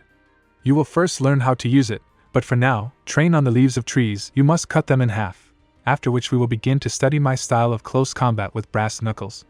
Look carefully, you take a leaf and cut it with chakra. When you can do it, then we will start by cutting the water and then you will study close combat. Understand everything?" Asuma asked Naruto. "Yes, but how many clones to use?" Naruto asked excitedly. "Use the maximum, but so as not to lose consciousness, and at this time improve your physical performance." "Okay, I'll do everything," said Naruto, creating 30 clones, and he started running around the training ground. Team 10 watched this with enthusiasm and began to run through the trees.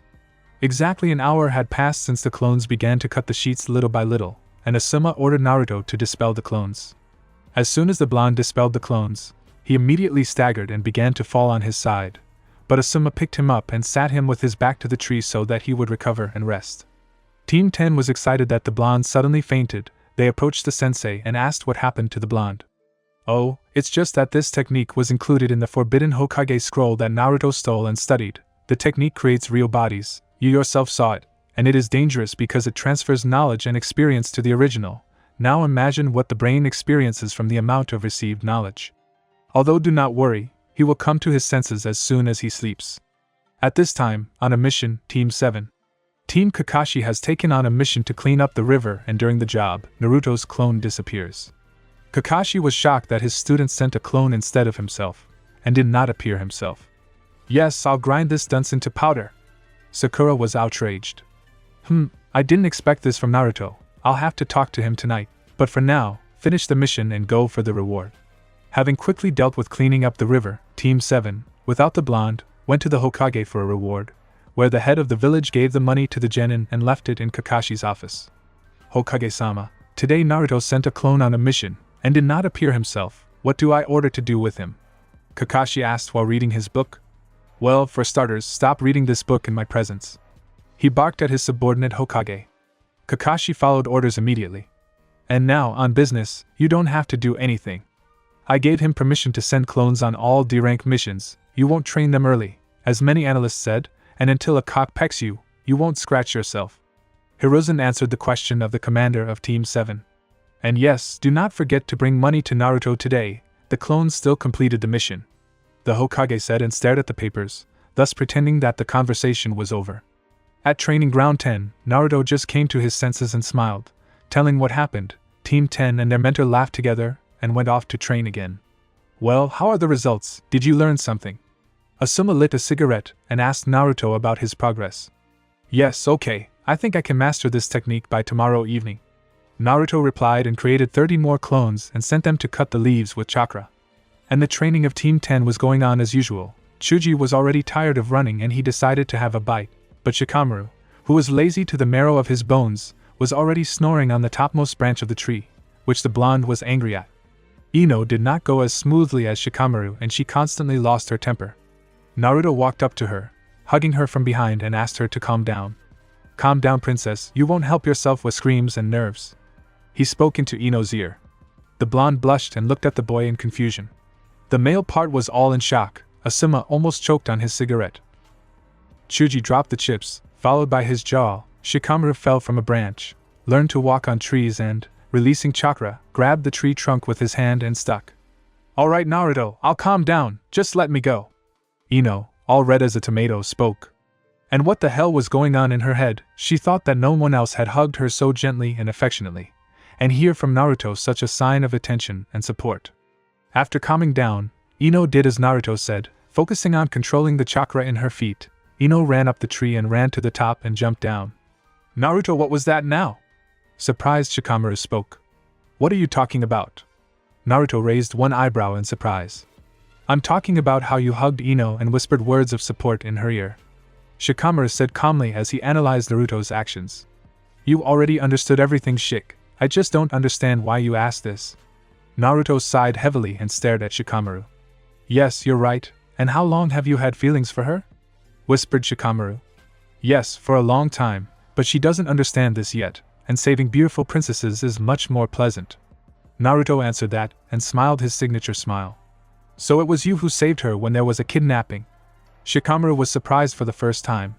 But Naruto did not answer his question, but went on to train, run, do push-ups. After jogging, Naruto took off his jacket and wet t-shirt, thus showing his developed body. At this, Ino only became more embarrassed and turned away. Meanwhile, the clones managed to cut the leaf also, and the cut was already half the leaf, after which Naruto dispelled them and sat down leaning on the tree. After sitting like this for an hour, Asuma disbanded his team and decided to help Naruto get home. On the way home, Asuma stopped by and treated Naruto to ramen, though he regretted it after Naruto ate 10 servings of noodles and thanked old man Tucci, left and headed towards his house. Naruto walked into the room and undressed and fell asleep. After Team 10 went about their business after training, Ino went home. Going into the house, she was met by her mother. Seeing the state of her daughter, she asked what happened to her. The event that took place today at the training ground flashed through Ino's head, and she blushed again. Daughter, what's wrong with you? You didn't get sick or something interesting happened? The mother asked her daughter. No, Mom, everything is fine and nothing happened today. Confused Ino replied. Yeah, are you sure about that? Slightly closing her eyes and with some malice, the mother asked her daughter, realizing that she did not want to share with her the problems that were gnawing at her at the moment. Mom, everything is fine with me, it's just the mood. The blonde answered, looking away. Well, as you say, if you want to talk, I will listen to you and maybe I can help. The mother said, turning around and going to the kitchen to set the table. After dinner with the whole family, Ino went to her room, took a contrast shower, put on a purple t-shirt and shorts, went to bed, and the memory of Naruto hugging her was in her head. She blushed again and gradually fell into the world of Morpheus. Waking up in the morning, Naruto went to the shower. Having taken all the procedures, he brewed noodles for himself, had breakfast and went towards the residence where his team had gathered. As soon as he appeared on the horizon, Sakura began to scream furiously and wanted to punch the blonde, but he dodged and took out a seal of blindness from a special pouch for seals. How many times will I tell you not to dare to raise your voice and raise your hand at me? I'm not without a clan, so know your place, Sakura, said in Naruto's calm and even voice, to which Sasuke was surprised that he had neutralized Sakura like that. What have you done to me? I can't see anything, help! Sakura squealed in a panic, trying to understand why she lost her sight. because her eyes were open. "So, Naruto, what's going on here?" Kakashi asked him a question. "Hello, Kakashi-sensei. I came for the money that my clone earned yesterday," Naruto said calmly. "Yes, of course, here is your money, and yet what happened here?" Kakashi asked as he handed Naruto his share of the mission. "Yes, nothing special. Sakura wanted to beat me and I deprived her of her sight, so to speak, prevention," Naruto replied with a smile. "Naruto, she is your teammate, so you shouldn't make her blind, but rather remove the seal from her and go on a mission," Kakashi said with a sigh, looking reproachfully at Naruto. "Okay, but I'll send a clone today too, didn't the old man warn you?" Naruto asked rather affirmatively than questioningly. To which Kakashi just nodded. Naruto walked over to Sakura and removed the seal effect from her. "The effect will pass in 5 minutes. This time is enough to think about my behavior, and what I can do if I get angry," Naruto replied. Sakura just nodded her head. Naruto created a clone, turned around and walked towards the 10th training ground, where the training of the 10th team would soon begin. Arriving at the training ground, Naruto noticed that the training had already begun. After greeting everyone, he proceeded to cut the sheet, this time creating 50 clones. Naruto himself joined them. Exactly 3 hours later, this is at 1 p.m., since training with Team 10 was scheduled for 10, all the clones cut the sheets and Naruto dispelled the technique. Standing on his feet, he smiled and was happy that everything worked out for him. After that, Asuma showed him his brass knuckles and showed what happens to them when the wind chakra is passed through the chakra of a conductive metal. Naruto was surprised. "Asuma-sensei, are you going to teach me this?" Naruto asked in surprise, staring at the brass knuckles. "Yes, now see what you can do later if you throw them at the enemy." Throwing one knife at a tree, it pierced through the tree and stuck into a stone, also destroying it. "That's a throw." All the genin spoke with one voice. To which Asuma only smiled contentedly and lit a cigarette. "Asuma-sensei, will we also learn elemental techniques?" Shikamaru asked. "Yes, if your training requires it, and now the march to run and do push-ups, we will pump your endurance and strength." In an orderly tone, Asuma yelled at his team and smiled a joyful smile. "Naruto, follow me." Having reached a clearing with a waterfall and a wooden bridge laid over it, Asuma pointed Naruto to that bridge and told him to climb up and begin to cut the waterfall with the help of clones. Asuma, meanwhile, created a clone and left him with the blonde, while he went to his team. When he returned to them, he was in shock. Chuji did push-ups, and Shikamaru and Ino wound circles. "So, come on, finish it. Now we will train your chakra control. I will teach you to walk on water. But first, Chuji, can you climb a tree?" Asuma asked his team. "Yes, sensei. Yesterday I trained at home under the supervision of my father, and everything worked out for me," a breathless Akimichi replied. "Okay, then everyone goes to the river and we will train chakra control." Quietly smoking a cigarette, Asuma led his team to the river. Water walking is a training method used to improve chakra control. When using it, the practitioner must emit a permanent stream of chakra from the bottom surface of their feet and use water repellency to walk on the surface of the water. This method is somewhat more difficult to pass than its predecessor, tree climbing, due to the fact that the amount of chakra emitted must constantly change due to frequent fluctuations in the water surface. The more a person trains with this technique, the sooner he will reach a state in which will stand on the water without making any special effort or even noticing it. After showing them how to do it, Asuma ordered his kids to practice this method until they could stand perfectly on the surface of the water. While the training of the Ino Shikacho team was going on, Naruto at that time stormed the barrier in the form of a waterfall with his bare hands and tried to cut it. Only splashes came out, but the guy went on, and after 4 hours a very strong splash turned out. Naruto was surprised and dispelled the clones, forgetting that he was 100 meters above the ground. Staggering and flying down, Naruto noticed that someone had caught him and immediately closed his eyes, falling into the quicksand. Asuma, having caught the guy, carried him to the apartment and dispersed. Thus passed another difficult day in Naruto's life. Commentary on Chapter 7. Sorry for not posting a chapter for a long time. I hope you will enjoy. Chapter 8.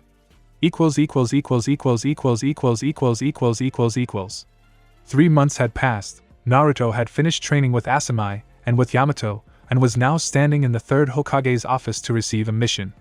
During these 3 months, he mastered the style of close combat with brass knuckles and learned such techniques as Futon, Shinkaho, Futon, Shinkagyoku, Futon, Shinkarenpa, and of course, learned how to pass wind chakra through weapons, and Asuma gave him the same chakra conducting knives, brass knuckles. Yamato taught wood techniques.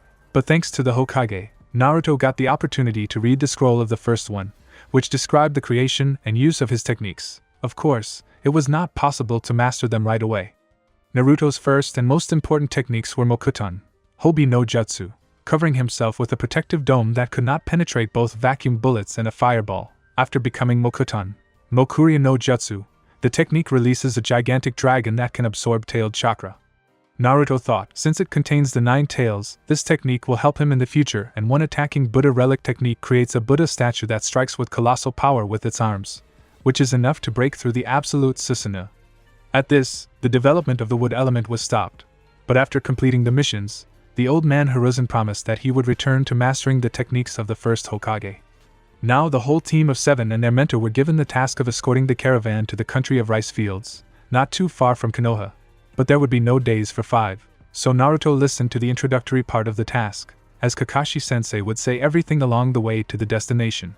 Having received the order to prepare to leave in an hour, Naruto went home to collect what was necessary for the journey. Since a year ago he learned how to create sealing scrolls and placed all additional throwing equipment in scrolls, as well as a tent with a sleeping bag and provisions for 5 days. Having gone to the place encounters along the way, Naruto met Team 8, which is strange he hasn't met them in the last 3 months. Kiba immediately asked where he went. Naruto-kun, why are you so light? The captain of the 8th team asked him. I have sealed all my things in scrolls, so that nothing will embarrass me and I will move faster. Naruto replied with a smile. Hi Naruto, I heard from your father that you have a mission today. Asuma and the entire 10th team spoke as they approached. Yes Asuma-sensei, today is a C-rank mission, I'll be back in 5 days. A clear answer was given and a smile in all 32 teeth. Good luck Naruto. Cheerful Ino said. To which Naruto only smiled warmly and went to the gate where the team was already waiting for him, as always not happy with the fact that the blonde was with them and that their sensei was 5 minutes late. Hey, why so sad? Naruto asked his team. Yes, sensei is late again, and why didn't you take anything with you? Sakura started to get angry. So, Sakura, I took everything and sealed it in scrolls, and if you can't do it then it's your problem. Naruto said with a sweet smile. FM. It was only heard from the Uchiha. But he himself thought that this was a useful skill, but some loser could do it, but he could not. Suddenly, Kakashi appeared at the gate and stopped the quarrel that had not begun. Our customer Kotaro Ruji, a merchant from the country of rice fields, returns with purchases to his homeland, asked to be protected from bandits if they attack. Is everything clear to everyone? Brief information was given out, to which all 3 nodded. And yes Naruto, and where all your equipment? Kakashi asked, squinting his eye.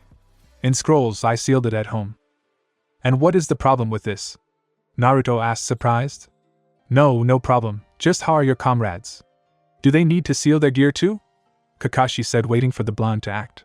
Well, I have 2 more scrolls in which you can seal their backpacks, but so that they put all their iron in pouches, otherwise it will be inconvenient to suddenly need a shell and it is in a bag and not at hand.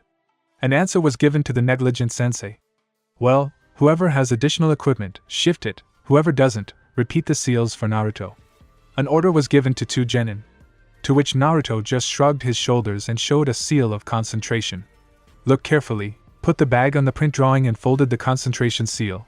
After the bag will disappear and the inscription, seal, will appear on the scroll sheet. If you need to print it, just put your hand on the seal and skip the chakra, then things will appear. Everyone understood. Told and showed Naruto what to do and how to do it. 10 minutes later, the whole team and the customer left Konoha. While the procession was going on, Kakashi was reading his book, Sasuke and Sakura walked on the sides of the caravan, and Naruto was at the very end. After walking a few kilometers, he decided to go into his subconscious and talk to the fox, otherwise he behaved quietly and peacefully. Naruto was alarmed. Once in his subconscious, Naruto noticed some changes and not those gloomy sewer catacombs, but a decent green meadow, and instead of stone walls there were trees. Reaching the fox, Naruto was shocked by the fox lying peacefully and basking in the sun. Hey fox, what happened here? Naruto raised an eyebrow in surprise. I don't know, but I like it, it looks like you did something, was Naruto's reply, without roaring or insulting. Fox, you don't get sick, don't growl, don't call names and don't demand to remove the seal? Naruto continued to wonder. No, I didn't get sick, bug, it's just that all my previous Jinchuriki had me chained in the center of a stone ball. Their tails were pierced with stakes, their chests too, and their mouths were wound with chains. And here is comfort, you can live, but do not flatter yourself. I will still break out and destroy Konoha. The fox spoke. Yes, of course, you will not destroy Konoha, and I will remove the seal, but not now. Can you become my friend? Naruto spoke in a calm and even voice. To which the nine-tailed was shocked. He, the strongest Biju, is asked to become a friend for a person. Don't make me laugh, man. I am the strongest of all 9 Bijus. I will never be your friend. The fox yelled and wanted to throw Naruto out, but nothing came of it. Okay, let's talk, we have a lot of time, Naruto said and went out into the real world. In the real world, they were just preparing for a halt. Naruto opened a tent and supplies. Quickly having a snack, he went to his first duty, creating 100 clones. He placed them around the perimeter, and if someone attacks, he will definitely know. While the clones were on duty, Naruto read the copied technique scroll. Today, he took the Thunder God Flight technique, a technique created by Tobirama Senju and modified by Minato Namikaze, which will allow you to teleport to any place in an instant. In principle, this technique is similar to the summoning technique, as it is actually a space-time jutsu, but instead of summoning, it sends the user to a given location rather than summoning someone. To activate this technique, the user needs a special stamp or technique formula, Jutsushiki, that marks the correct location. After that, the user enters a dimensional void that instantly transports itself to the print location. The technique can create smoke similar to the summoning technique, but this is completely random. Side effects: improper use can injure the owner of the technique, so that not everyone will be able to master it. Was the last signature to the Harashin no Jutsu technique. Thought Naruto. And what should I do? I need to advance a bit in the study of Funju in order to understand this seal and try to use it, although the clones will help me. Naruto thought until he was replaced by Kakashi and dispelling 100 clones. The blonde went to sleep. The next 4 days passed calmly and without an attack. Having reached the capital of the rice fields, the customer offered to spend the night in his mansion, to which the male part of the team unanimously refused. Of course, Sakura was offended by them that they could not rest for this work.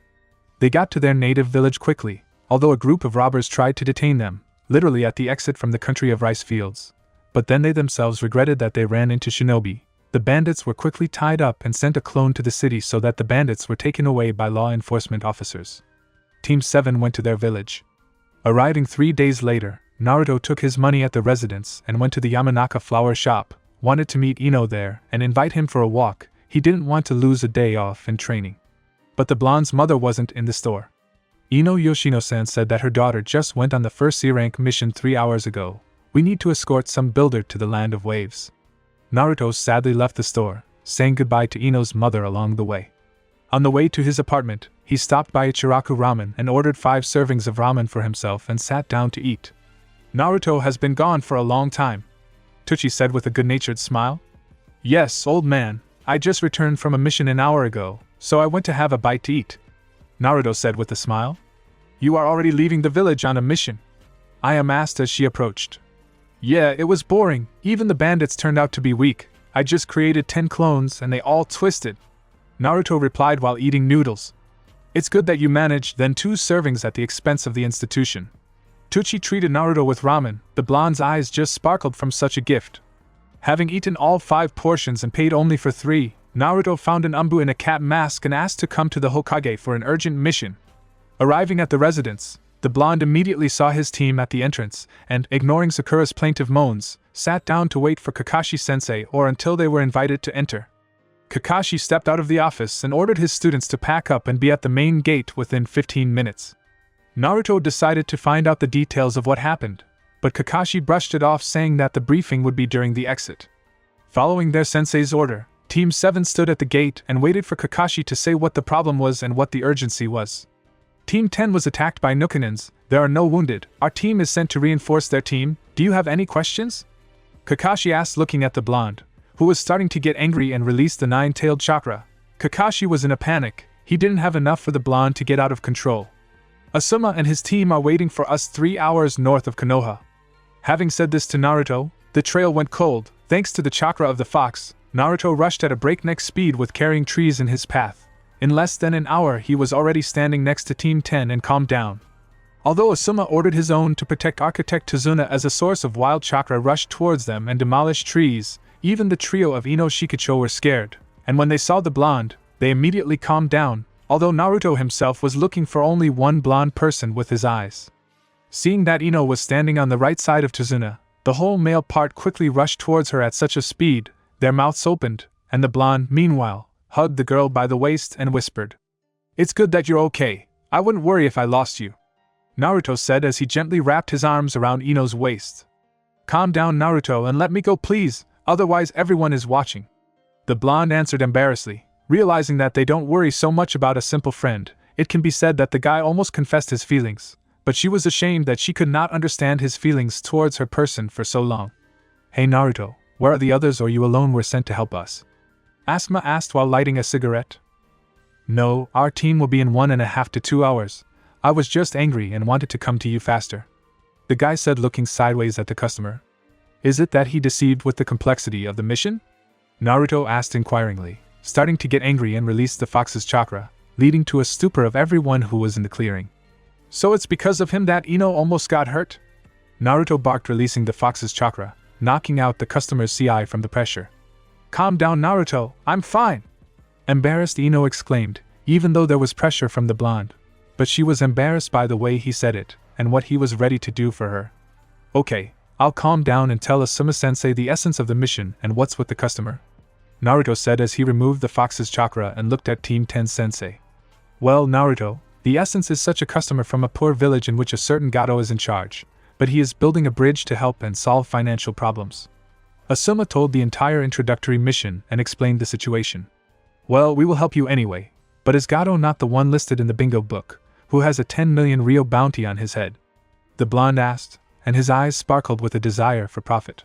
"Yes, this is the Gato for whom the award is assigned," Asuma said, already understanding the blonde's train of thought. "I will take his head and money. I will have to live on something and I want to move to a normal house, so I hope you don't mind?" Naruto asked Asuma. "No, do what you want, but what about Kakashi and your team?" Asuma asked, to which Naruto only chuckled and replied, "But they don't need to know, and the village will also get something from this bridge, am I right?" Naruto said with a Cheshire Cat smile. Everyone agreed, since only 1 ki pressure from Naruto made hearts tremble. After an hour and a half, Team 7 appeared on the road and discussed formation and how they would move with Kakashi and Asuma. Having pushed the customer aside and set off to the country of waves, Team 7 and 10 walked in silence, a day later reaching the river where the carrier was waiting for them. Seeing how many people, he immediately said that everyone would not fit. To which the Jonins and Naruto got on the water and went next to the boat. Seeing this, Team 7 almost died of envy, since Team 10 knew what Naruto was capable of. "We moved slowly but got there in an hour because we rowed and did not use a motor." Having landed on the shore, not even an hour had passed since they were attacked. A large sword crashed into a tree and a tall man landed on the hilt, his face wrapped in bandages. Commentary on Chapter 8. Here's another part. I'll post another one tonight. I hope you enjoyed the chapter. Chapter 9.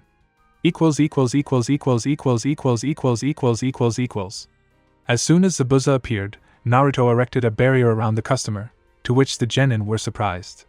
"Be careful, this is Momochi Zabuza, the new Kenin from Hidden Mist Village, the owner, Kubikuribocho, and also the master of silent killing," Kakashi said as he lifted his forehead protector and showed his Sharingan. "Naruto, use everything you know on you to protect the customer and comrades." Taking out his brass knuckles, Asuma said while taking a puff. "I understand you well.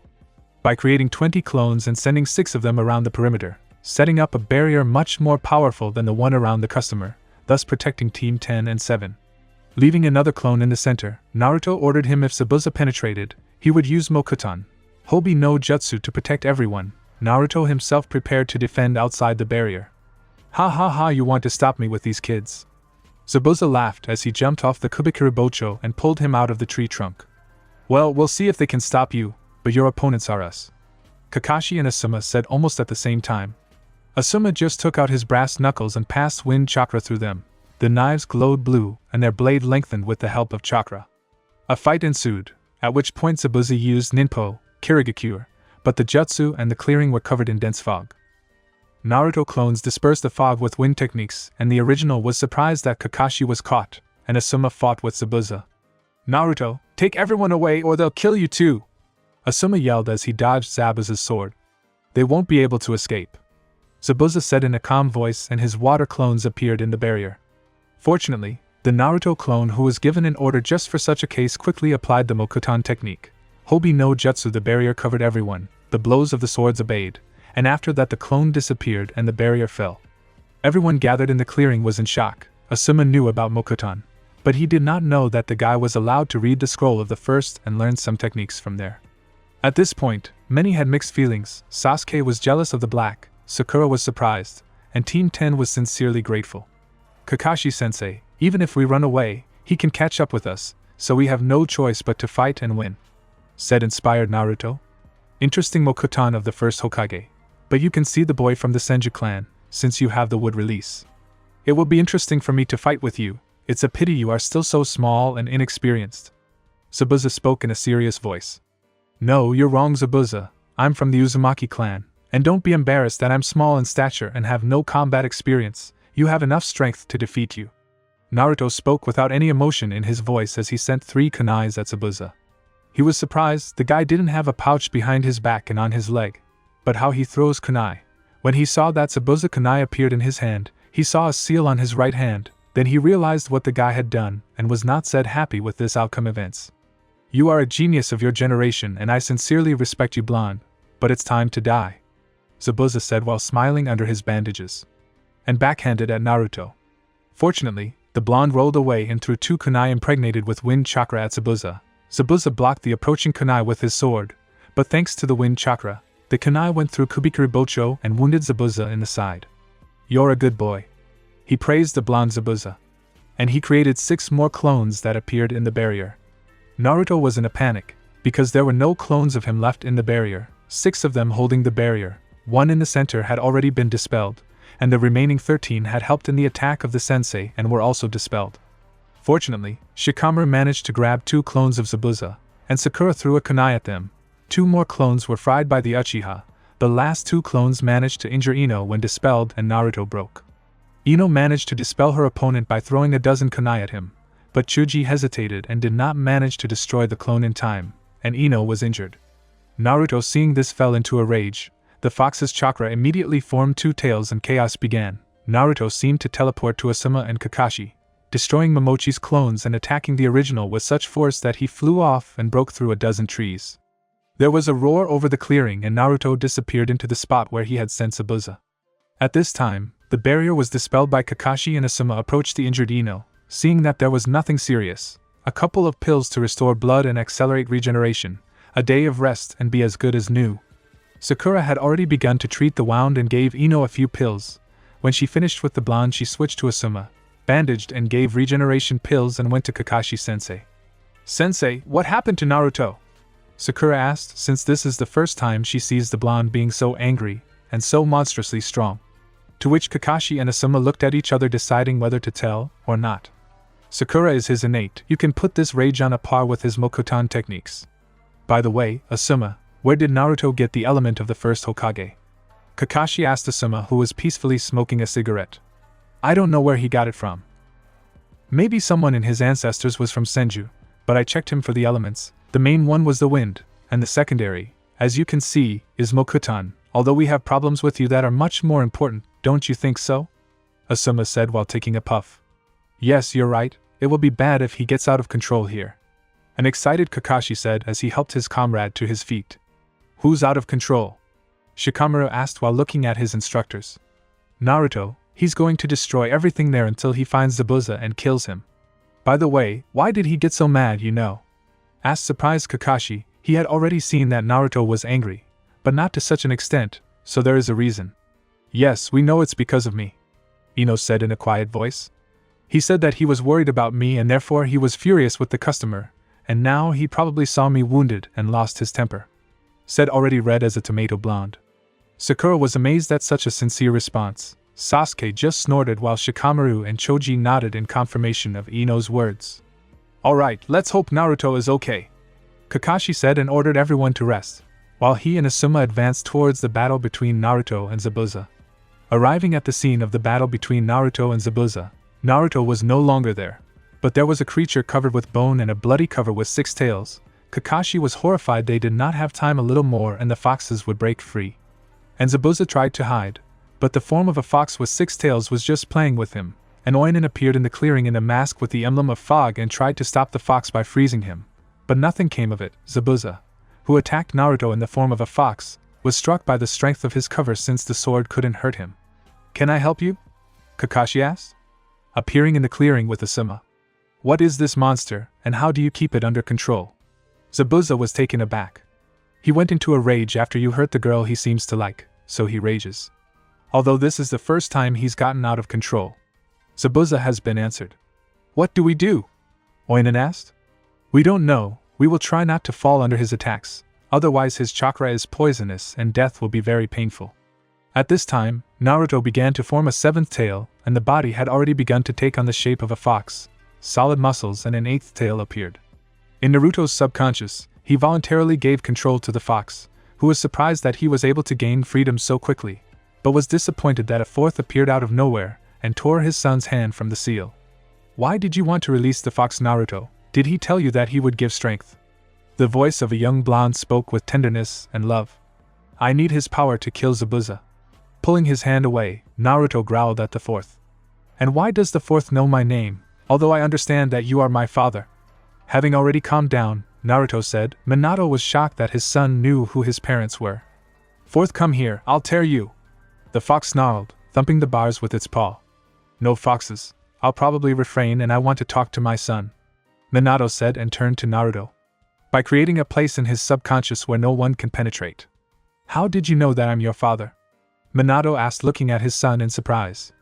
"Well, these old senile people couldn't tell you who your parents were." Minato asked his son. "Yes, you're right, they didn't tell me, but what my mother left me saved me from many bookmarks and helped kill one elder, he was all in bandages." Naruto started his story.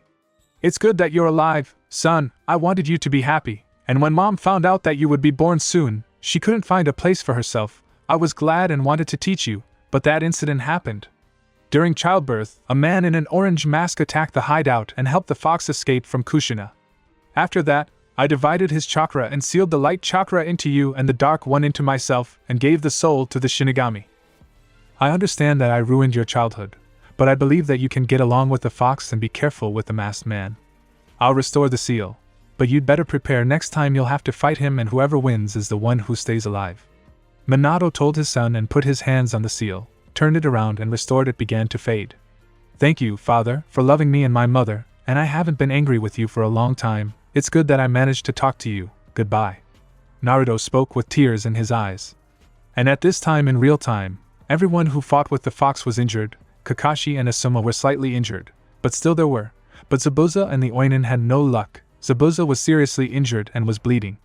When the fox stopped and turned back into Naruto, Kakashi and Asuma grabbed him and laid him on the ground to check if everything was in order with the seal. The seal was restored.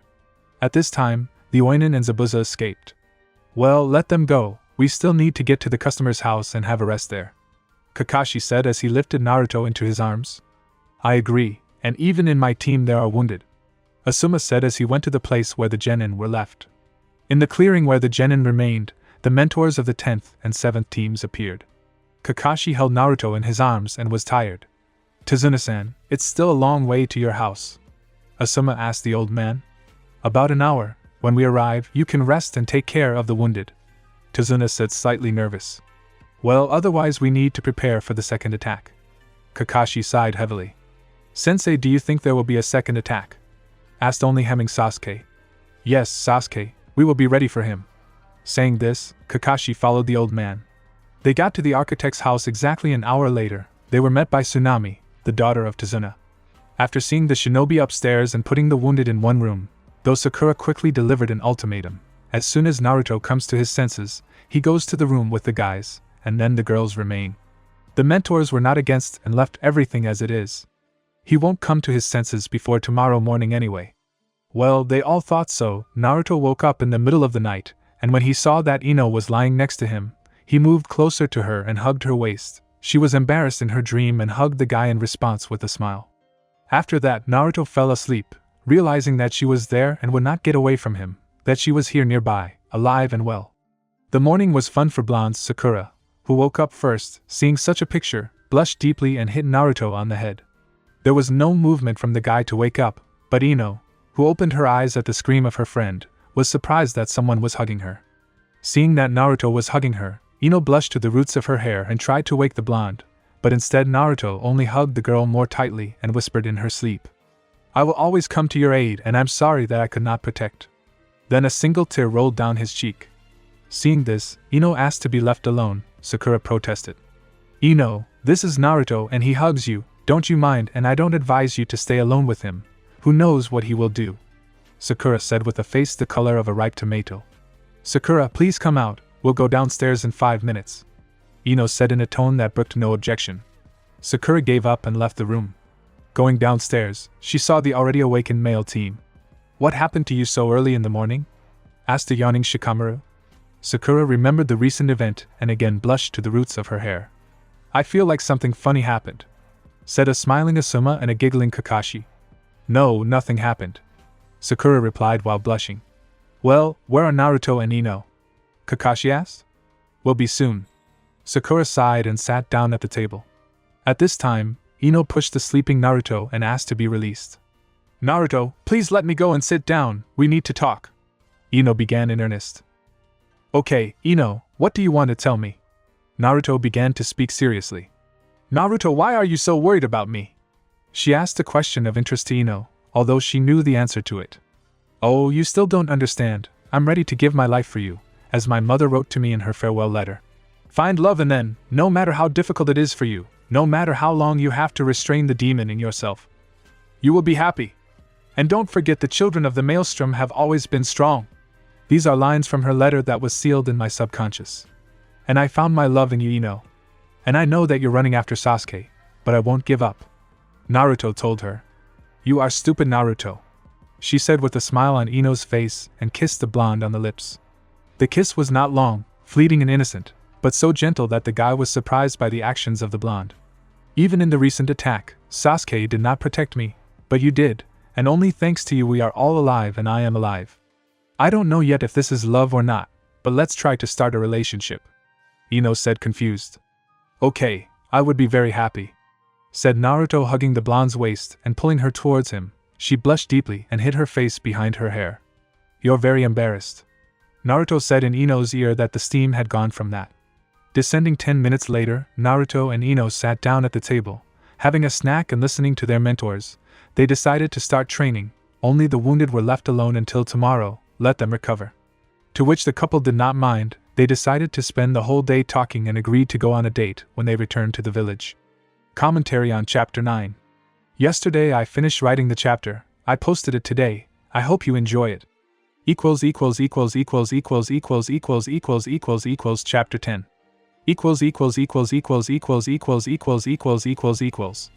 The next morning for Shinobi Kanohi began as standard: rise, water procedures and breakfast. During breakfast, the mentors of Teams 7 and 10 quickly explained their training plan. Asuma and Kakashi agreed to train their teams separately from each other, as Asuma trained them, and didn't beat the bucket like Kakashi. Dispersing in different directions, the mentors and their teams followed. "Kakashi-sensei, what are we going to teach?" asked interested Sakura. "Let's go and find out," Kakashi replied, smiling to his eyes as only he can, to express emotions with only one eye. Arriving in a small clearing, Kakashi began a lecture on chakra control and showed how to climb trees without hands using chakra. Throwing off 3 kunai to his students, Kakashi told them to start climbing and mark where they stopped in order to overcome the chapel of their abilities. "Hey Kakashi-sensei, can I not do chakra control training at all? You saw in our joint test that I can do more than my team?" Naruto said in an even and calm voice, looking around at his team who were looking at him with eyes burning with malice. "No, Naruto, you should follow my instructions." An answer was given to the blonde from Kakashi. "Oh, well, if I do everything that you require, can I do my training?" Naruto said with a sigh. "Well, just come in the morning, I'll give you new techniques," Kakashi said. "Sensei, no offense, you can't give me a single technique," Naruto said, picking up the kunai next to his foot and calmly walking up the tree. Having reached the very top and thrusting a kunai into a thin peak, he just as calmly went to the bottom. Sasuke and Sakura looked with envy in their eyes and anger when he learned all this. Because he graduated from the academy like most, he was not on the list of the best students, and here's such progress. "Well, sensei, can I be free?" Naruto asked. "Do you want to support the team?" Kakashi asked without any interest. "Sensei, what team? They don't want to make contact with me, I don't want to make contact with them." "Yes, if they have a chance to leave me to die, they will. One is fixated on revenge on his brother, The other is fixated on the Avengers who can't think logically and don't understand why they left him alive. And sensei, I have my own training, which is more important to me. Since I lost my temper, since the fourth one helped, and if this happens, I won't be able to return anymore and the fox will destroy everything he sees. Finished his long tirade Naruto. Okay, do what you think is right and if you need help, then speak, I will help. Kakashi sighed heavily. Thank you, sensei, but don't worry, I'll ask Asuma-sensei, he will help me, at least he can stand on his feet, unlike you. Oh yeah, and in which direction is Team 10? Naruto asked his sensei. Team 10 is training by the water, why do you need it? Kakashi asked. I'll just ask Asuma-sensei to look after me tomorrow, and it's time to create a containment seal, otherwise I feel that it will be needed soon. The mentor was answered.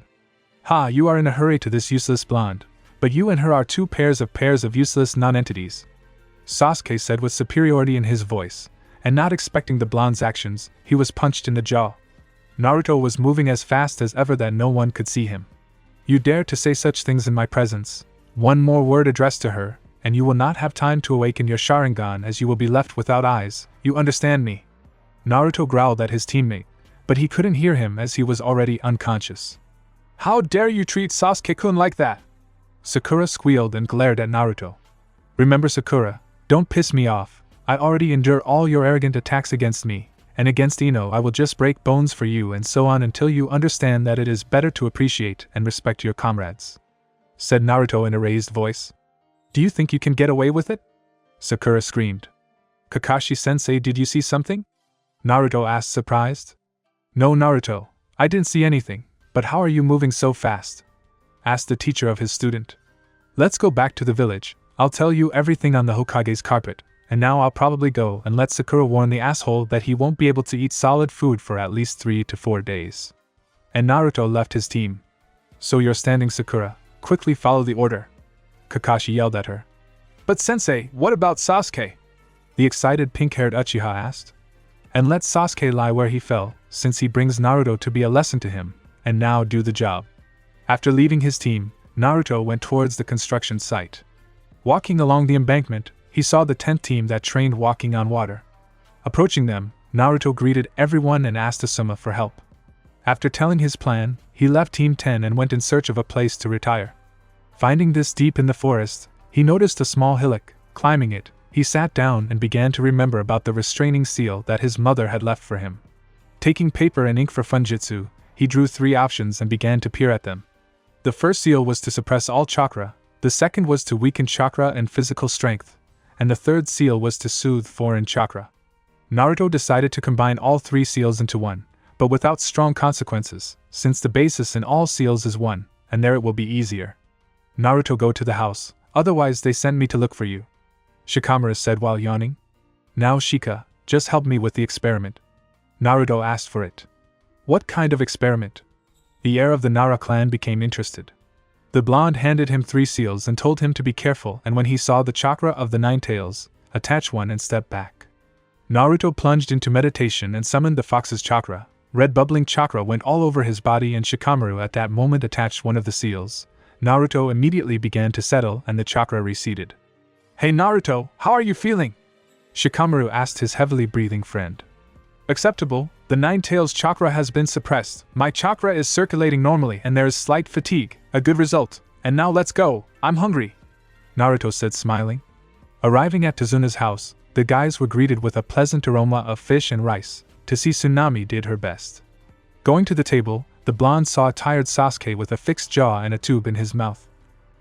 Then he burst into laughter, and could not calm down until he was distracted by a girl's voice. When he saw the blonde, he smiled and greeted her. Taking the sticks, the mentors just descended and Naruto put down the simple device. Taking out 2 seals from his pocket, he gave them to the mentors. Naruto, what is it? I asked that Kakashi. This is what I've been working on all day today. By the way, I want to warn you right away, don't even think about copying them. I applied the Uzumaki blood feature. Only Uzumaki can create it, and everyone is not too lazy to use it. And so this is a restraining seal. It is most desirable to use it before I have tails, and if there are, put them immediately and better at once several. That's why I gave them to you. Let's go back to the village. I'll make more and distribute them to those who most often contact me and finalize them so that only those to whom I will give them can use them. Do you agree? Naruto asked the jonins. As you say, Naruto, now let's eat, Asuma suggested and smiled. Hey Naruto, what happened to your training? The already chewing Chuji asked. Yes, one Uchiha did not watch his language and I taught him a little manners, replied to Naruto's friend. Slightly taught, but now Sasuke-kun cannot speak and eat solid food, Sakura screamed. Sakura, behave with restraint, we are at the table, reassured his student Kakashi. And why are you like that? Asked an interested Shikamaru. Yes, so for the case, I hope this will not happen again, Naruto asked the silent Uchiha.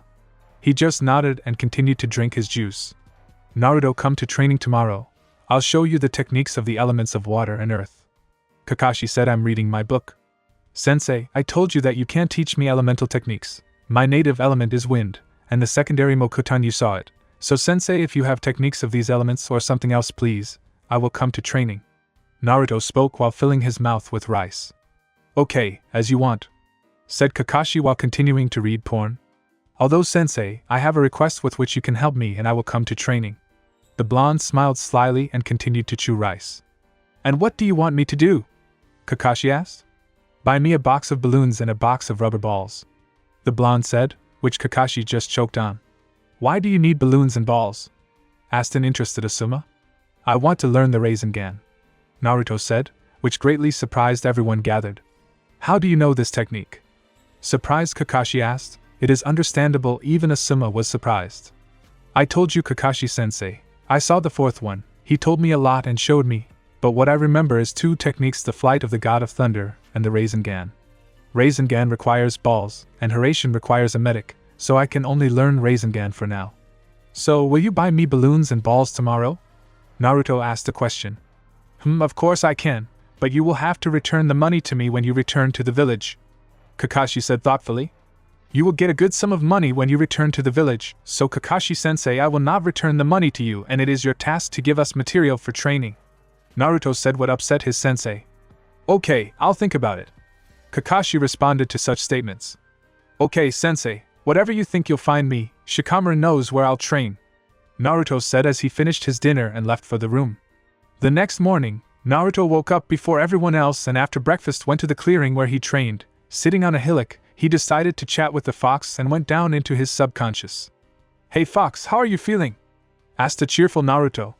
What do you want, Naruto? The fox asked the young Uzumaki. Yes, I came to talk and find out about you. I told you that I want to be friends with you. The blonde smiled and put his hands behind his head. Friends, don't make me laugh. Everyone needed only my strength, and you too. The fox growled, looking into the boy's eyes, but not seeing a drop of fear in them. He calmed down and decided to listen to him. Yes, you're right. Yesterday I took your chakra and used it to create a seal to suppress it. Since you and I do not work in pairs and are not friends, you can easily kill me or it will come out like that time. I myself will want to let you out, so it's such a restraining mechanism for you and me. Naruto gave him his answer. What do you want to know? Fox asked.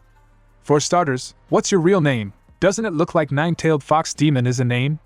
Asked the fox Naruto. I won't tell you my name, but I have it, and when the time comes you will recognize it, and then we will probably become friends. The fox replied to his Jinchuriki. Okay, then tell us about your previous Jinchuriki? Asked his interesting information Naruto. Okay kid, I'll tell you about my father Atsuki Hagoromo, better known as Rakudo Sanin. And he created us Biju, from the one-tailed to me. He gave us names and sent us into the world, but people did not accept us and began to hunt us, catch and seal our kind in themselves. I was able to walk around the world for a long time, but during the time of Hashirama and Madara, I was captivated by Mito Uzumaki. Well, at least I understand her. She wanted to protect her husband, but your mother was unlucky during the Third World War. Shinobi brought her to Konoha to become my vessel. You yourself understand, when you are held back for so long, you yourself will begin to hate the whole world. The fox told a short story of his life. Yes, you had a hard time, but I will not give up and I will become your friend and I will also deal with your hatred.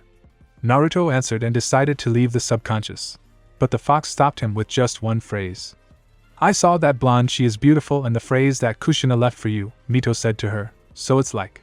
The children of the whirlpool have always been strong. And be careful, if the same case repeats you will not hold me and then you will die, and I will break out. The fox said and closed his eyes. I understand this and I want to become friends with you in order to survive and help you myself. After saying that, Naruto left his subconscious. It was already dark in the real world and Naruto went towards the architect's house. There Kakashi was waiting for him in 2 boxes, one with rubber balls and the other with balloons. "Here Naruto, start learning this technique tomorrow," Kakashi said, pointing at the boxes. "Thank you, sensei, that's what I wanted to do, only I'll train separately from everyone else," Naruto said, thanking Kakashi. "Okay, but I have to show you how to master all the stages of the technique," Kakashi said, looking at his student in surprise at his statement to train alone. "It's not worth Kakashi-sensei, I'll figure it out myself and master it pretty quickly, we have 5 more days left," Naruto replied with a smile. "You definitely won't master it in 5 days, the 4th spent more than 3 years on its creation, and you want to master it in 5 days. Kakashi chuckled, slightly surprised. "Don't worry Kakashi, he can do it, he uses clones to learn some technique," Asuma said while lighting a cigarette. "But then it will be constantly tense, and the 9-tailed chakra may get out of control." Surprised, Kakashi said, "His apprentice is using clones for training?" "It's not scary Kakashi-sensei, I create such an amount that I don't pass out and don't let the fox's chakra out," answered the copying ninja Naruto. "Naruto, go eat and go to sleep, tomorrow you will get up early again," said Kakashi and sent his student to have dinner and sleep. The next morning, Naruto got up at dawn and went to the clearing, taking 2 boxes with him. Having dragged them to the clearing, the blonde took out a scroll and read what to do. Having called 100 clones and sent them to the water to collect water and balls for mastering the first stage. When everything was ready, the clones began to spin the chakra inside the water balls. Naruto spent 6 hours to master the first stage. When his first clone burst his balloon, the rest also began to burst them one by one, and so on until only the original remained and fainted on the grass to rest. When Naruto woke up, he noticed that time was moving towards dinner. He seemed to be passing out for a long time. Returning to Tazuna's house, the blonde told the sensei that the first stage was completed. Kakashi was surprised. At this rate, his student would master his father's technique in 5 days. After dinner, the blonde immediately went to bed. Chapter 11.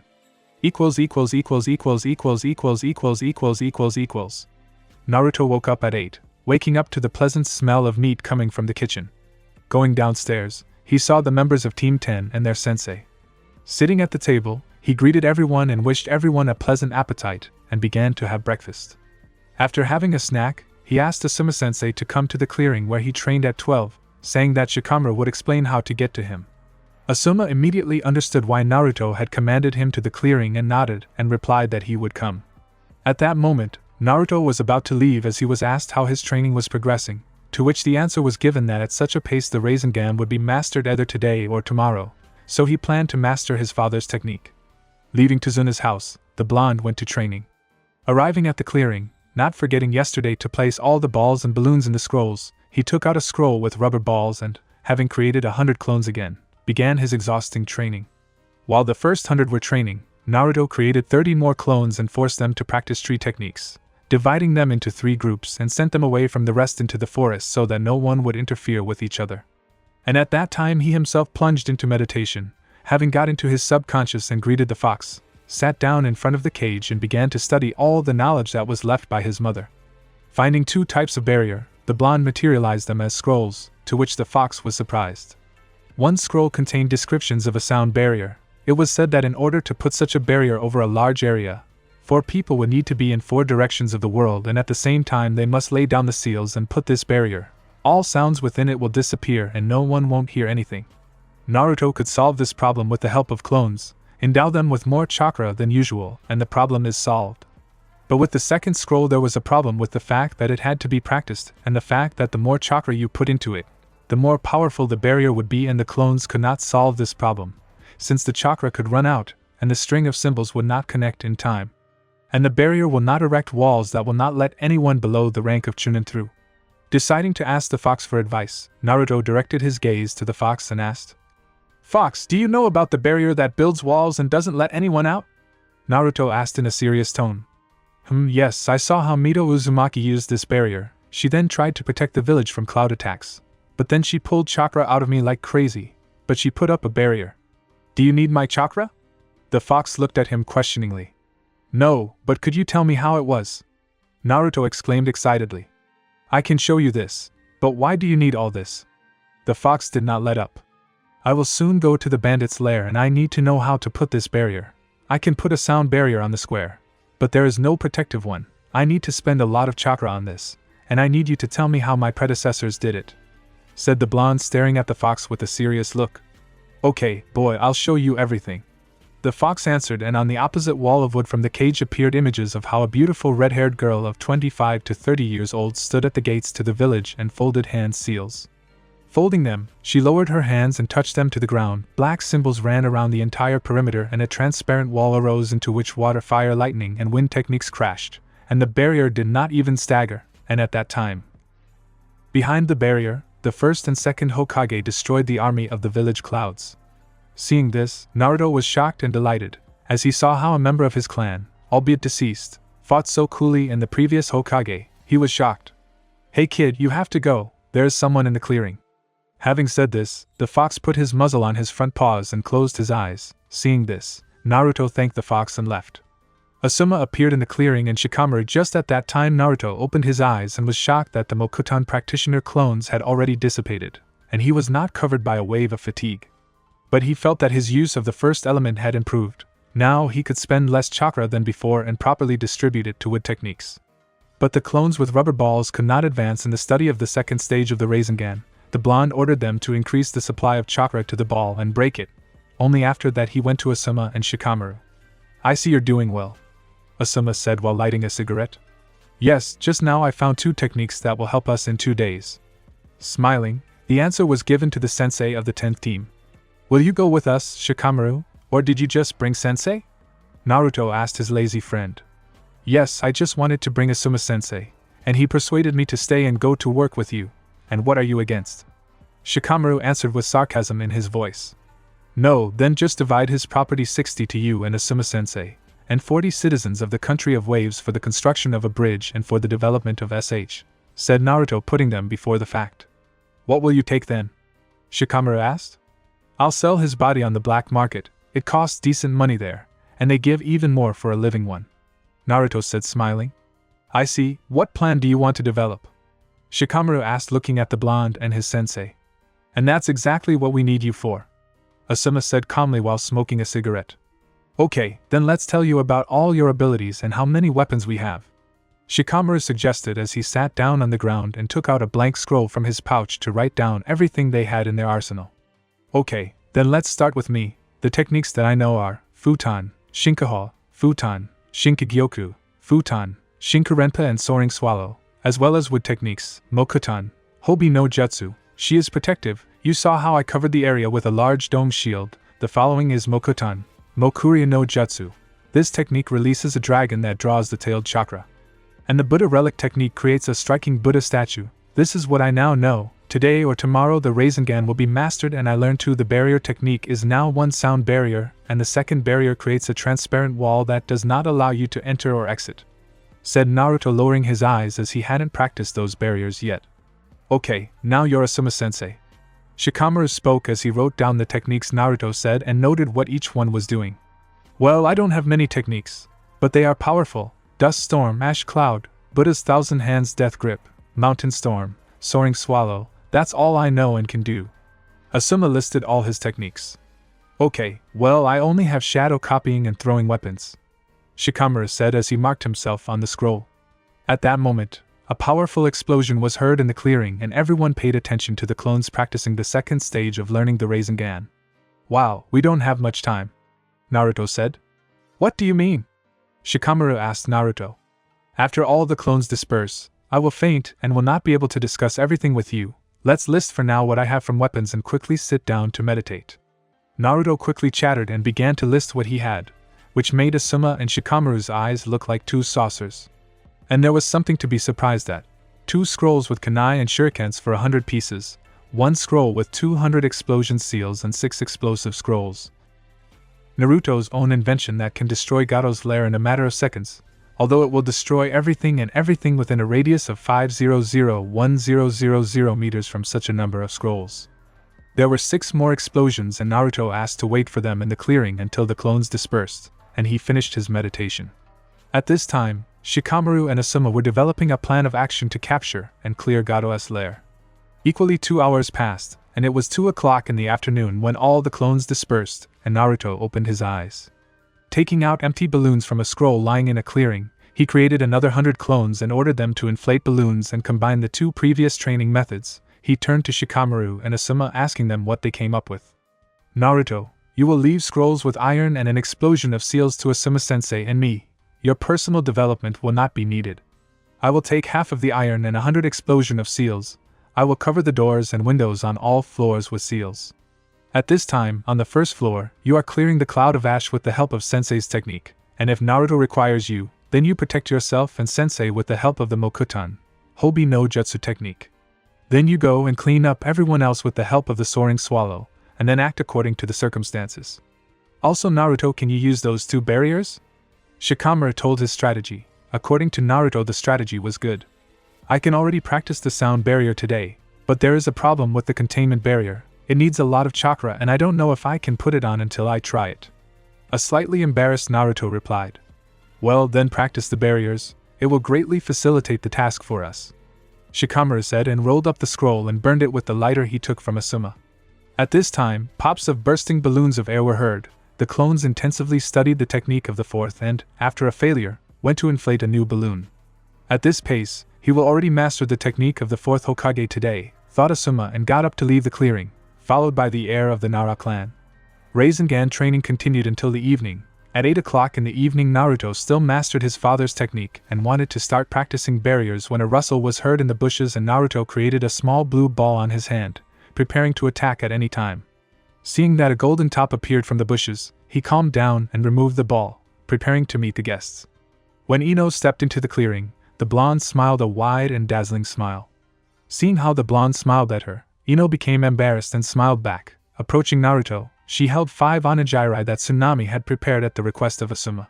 Since he said that Naruto would come very late and sent Ino to take them to the restless blonde. Seeing the onigiri, Naruto's stomach made a mournful sound with a hint, the owner wants to eat. Thanks for bringing me food. Naruto thanked the blonde as he sat down next to Ino.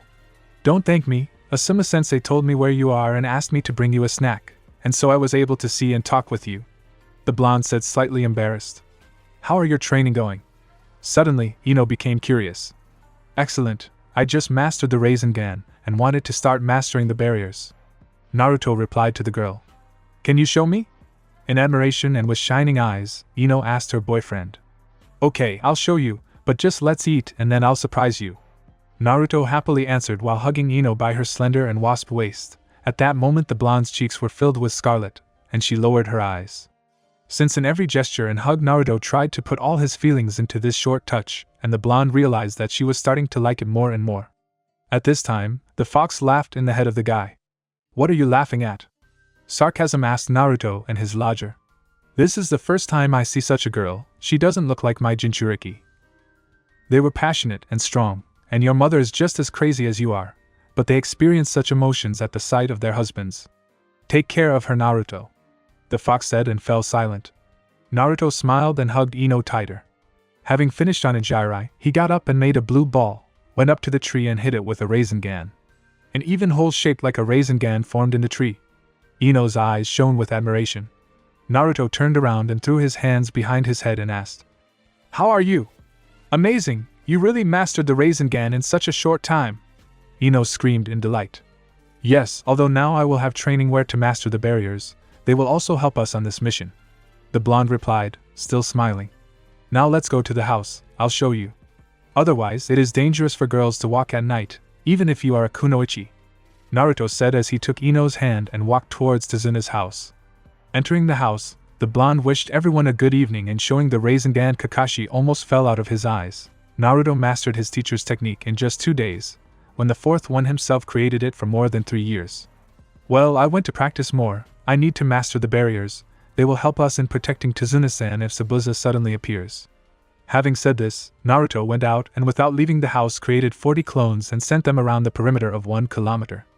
After the clones settled in their places, Naruto created 4 more clones along the way, pouring much more chakra into them and straightening them in their places. Having reached each place, the clones laid down a seal and clapping their hands on the ground, black symbols ran and a barrier was erected that did not let in sound. 1 clone dispelled and transmitted the memory that it would not be possible to talk in the barrier either. The sound was completely muffled and Naruto decided to check how long the clones would last. After waiting 4 hours, the clones dispersed at one point and Naruto staggered.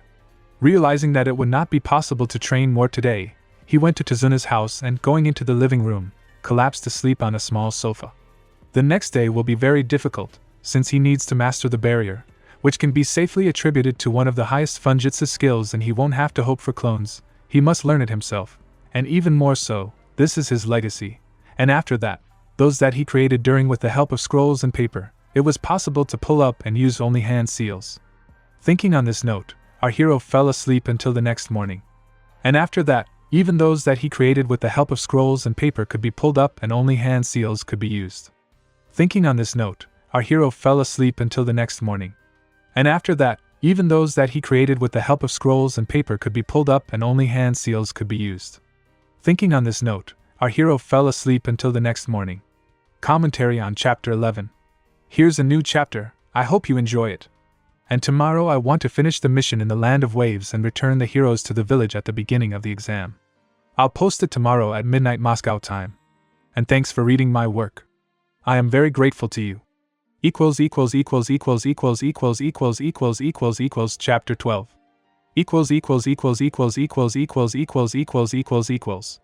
The morning began for Naruto with loud arguments. Sakura was indignant that the blonde did not train with them, because there would be no unity in the team. Hearing these words, Naruto abruptly opened his sky blue eyes and abruptly got up from the couch. "Good morning, everyone," the blonde said, yawning and rubbing his eyes. Seeing that he stood up, Sakura pounced on Naruto with screams. "Why are you ignoring us and do not want to train teamwork?" the pink-haired screeched. "Sakura, I kind of already said, and how many times you order me to repeat this, I'm not going to do more than what is required of me, and until you start going to meet me, I, like you, will ignore you." Naruto calmly spoke and sat down to eat breakfast. "How are your training going?" Kakashi asked as he sat in the corner of the room reading his book. "Yes, everything is fine. I mastered the Rasengan yesterday, and after another sound barrier, today I will master the protective one." The blonde gave the answer to his sensei. "Until what time will you master this barrier?" Shikamaru asked. "In a good scenario, at 12, or maybe at an hour, I will already master it," Naruto said as he popped some rice into his mouth. Decided to master the upper level barrier?" Kakashi-sensei asked. "Yes, sensei, this is my legacy, and even in our mission, he will be very useful to protect Tazuna and his family," the chewing Naruto said. After swallowing the food, he said goodbye to everyone who was sitting at the table and went outside. Having reached the clearing, Naruto decided to go into the subconscious and negotiate with the fox so that he would give his chakra to install this barrier. "Hello fox, I need your help in setting up the barrier created by Mito Uzumaki." The blonde spoke very politely since the fox did not make much contact and often pretended to be asleep in order to quickly get rid of the annoying interlocutor. "You need my power?" The nine-tailed began to calm tones. "Yes, I want to create that barrier that you showed me and go to solve the problems of the Land of Waves tonight," Naruto replied in a calm and serious voice. "Well, I'll help you and give you my chakra, but you have to let me out," the fox said, smiling with its fanged mouth. "I'm not going to let you out," Naruto shouted sharply, and wanted to get out of the subconscious as the fox stopped him. "I don't need you to break the seal, you should put on my chakra, since there is no girl, then you won't turn into me out of anger. Although you created the seals, you are still afraid to use them. Of course, they not only suppress your chakra, but they can also knock me out for a while." Naruto was very excited. "I'm not going to take over your body." The fox spoke and abruptly fell silent, and he thought maybe you are just the one whom your father was talking about. Naruto didn't have to think long and agreed. Coming out of the subconscious, he decided to try to create a barrier by folding the seals and at the end lowering his hands to the ground. Black symbols passed through the clearing and covered the clearing. Naruto was able to erect the barrier on his first try, but it didn't last long. The walls from the barrier didn't have time to connect into a dome before it dissipated. Breathing heavily, he mentally contacted the fox and asked, "Is this really my limit?" To which he was answered, "No, of course not, you just don't have enough practice and I applied very little chakra. If you want I can apply a little more?" The fox asked Naruto. "Come on, I need to calculate so that this barrier lasts about an hour, and it should be at least a kilometer in area," the fox replied to Naruto. A few minutes later, the blonde tried again and again and again, until exactly at 2 o'clock in the afternoon he did not succeed and a protective barrier was put up in the clearing. Naruto was glad that he succeeded, and now he sat down to wait for how long the barrier would last. 43 minutes passed and the barrier fell. At the same time, Naruto beat him with a Rasengan. After the barrier was destroyed, the Jinchuriki went towards Tazuna's house. When he entered the house, he smelled a very pleasant aroma. For the first time, he saw fried meat in this house for dinner. "Where is the meat from?" Naruto asked. "Yes, during training, Sasuke-kun managed to kill a boar and brought it to Tazuna-san's house." Sakura squealed joyfully. "AAA Sasuke, well done, but I just learned the barrier, now you cannot worry about the safety of the house when we leave. But there is one but, and this is that you will not be able to go outside," Naruto said, pointing his finger at Inari and Tsunami. To which they just nodded their heads. Hearing Naruto's words, Shikamaru and Asuma nodded to each other. "Hey Naruto, we're going fishing today," Shikamaru said, but Naruto understood what he meant and nodded. "Yes, Shika, let's go catch fish. I hope big ones, otherwise I won't have anything to eat on my return, and the fish in the country of waves is very tasty," Naruto replied, to which everyone looked in surprise. "Hey guys, will you take me?" Asuma said. "Of course, sensei, if you only want rods from you," Naruto replied, while puzzled Asuma where he would get the fishing rods. "Tazuna-san, do you have fishing tackle?" Asuma asked the customer. Tazuna silently nodded and went to the pantry, took out old fishing tackle from there and handed it to Asuma. Well, at least they found gear. Naruto smiled and continued. "Now let's have lunch and go to sleep, Shikamaru, fishing at night," Naruto said, smiling with all 32 teeth and shining his snow-white smile. After breakfast, Naruto and Shikamaru went into the room and spread their futons there and fell asleep. 1 o'clock in the morning, on the street near a large mansion with 3 floors, there were 3 figures, 2 of which were small in stature, and the third was tall and in the dark resembled a bear. "Let us start," Naruto asked Asuma-sensei. The plan was Shikamaru's, let him decide when to start. Asuma said. "Well then, Naruto, build a sound barrier, and then put a barrage, and then I will already place explosive seals and then continue on a signal. As Asuma-sensei discussed, you fry the first floor, and clean the second in close combat, but I will finish off those who will try to escape through windows and doors." Having said this, Shikamaru looked at Naruto, and he, having already created 4 clones, erected a sound barrier and using the fox's chakra began to fold seals and hitting the ground with his palms. A barrier began to appear and transparent walls covered the clearing. Shikamaru at this time climbed the walls and set the explosion of the seal on all windows and doors, except for the entrance. They say why worry about being noticed once they have already decided that they will make noise. Asuma calmly entered the front door and smoked a cigarette. At this moment all the bandits slowly followed him with their eyes. After laying down the seals and saying the name of the ash cloud technique, he filled the entire first floor with ashes and clattering his teeth, fire started from it. Seeing this, Naruto decided to keep his word and covered with red bubbling chakra, fell on all fours and began to finish off the bandits suffering from burns with rapid speed. Seeing this picture, Asuma wanted to get the seal and attach it to Naruto, as he turned to him and said, "I had an agreement with the foxes, for giving me chakra for the barrier. I will release it and give it the opportunity to rage," he said in a calm voice. Naruto continued to rage. Asuma didn't even do anything when Naruto cleared the second floor. The sight was not pleasant, torn bodies, severed limbs and ripped open stomachs. Such a disgusting picture appeared before the eyes of those who see it. The third floor turned out to be completely given over to Gato's office. Entering the room, 4 with katanas rushed to Naruto and Asuma, to which Naruto pierced the chest of one with a fist, and beheaded the second by snatching a katana from the corpse. Asuma used the soaring swallow technique and in a matter of seconds, 2 thugs fell along with the stumps of swords. Gato was scared and shaking with fear. Naruto had already returned to his normal form and approached Asuma. Asuma used the soaring swallow technique and in a matter of seconds, the 2 thugs fell down along with the stumps of their swords. Gato was scared and shaking with fear. Naruto had already returned to his normal form and approached Asuma. Asuma used the soaring swallow technique and in a matter of seconds, the 2 thugs fell down along with the stumps of their swords. Gato was scared and shaking with fear. Naruto had already returned to his normal form and approached Asuma. "Well, as Naruto agreed, you take him, and Shikamaru and I 60% of his wealth," Asuma asked while puffing on his cigarette. "I'll pay you everything I have," shrieked Gato. "No, we don't need anything from you, we will get everything anyway, and you will go to the black market." Smiling in all 32 VA, Naruto spoke and began to approach Gato. Taking out a pre-prepared scroll from his inner pocket, He unfolded it and threw it in the direction of Gato. The scroll, turning around, hit the little bespectacled man, and he disappeared with a bang. Well, sensei, let's check all the rooms and find as many safes as possible, and then the jewelry. A smiling Naruto said, to which Asuma only nodded. Naruto at that moment created a dozen clones and sent them around the rooms, where almost every one had something of value, collecting 24 paintings worth at least 500,000 ri, and maybe more, also finding 8 safes in which there were a large number of money of gold and stones. Naruto took out the scrolls and began to seal everything, deciding to take only 10 gold bars and 1 painting, which Asuma did not mind. The scrolls came out just 2 and decided to check the last place in the basement. The shinobi were shocked by what they saw. Naruto thought that he went too far by tearing all the bandits. But when he saw the young girls, he began to slowly rage and the fox chakra began to come out of him. Fortunately, Asuma quickly took out the seals of chakra suppression and stuck them on Naruto. He fell before his eyes and remained lying.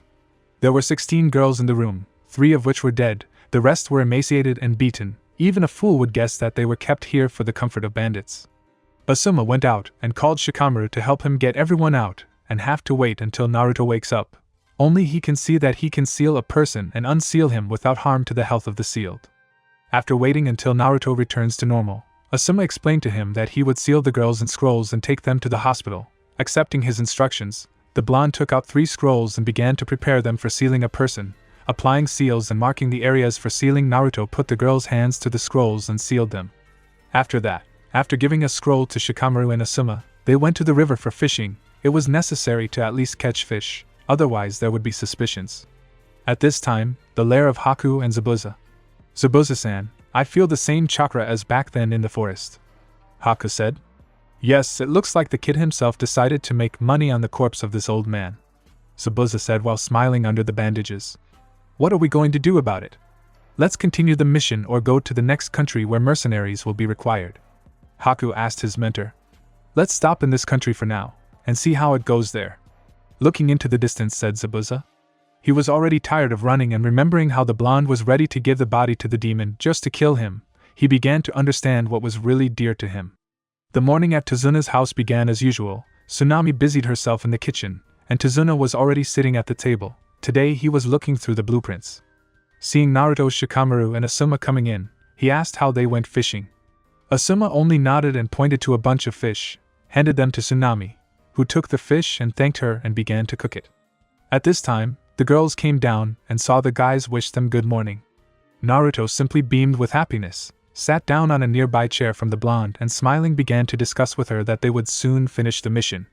Ino was glad that Naruto would not spend so much time in his training anymore and would stay with her on duty while the architect was on the bridge, otherwise it was not so interesting with Sakura and Shikamaru.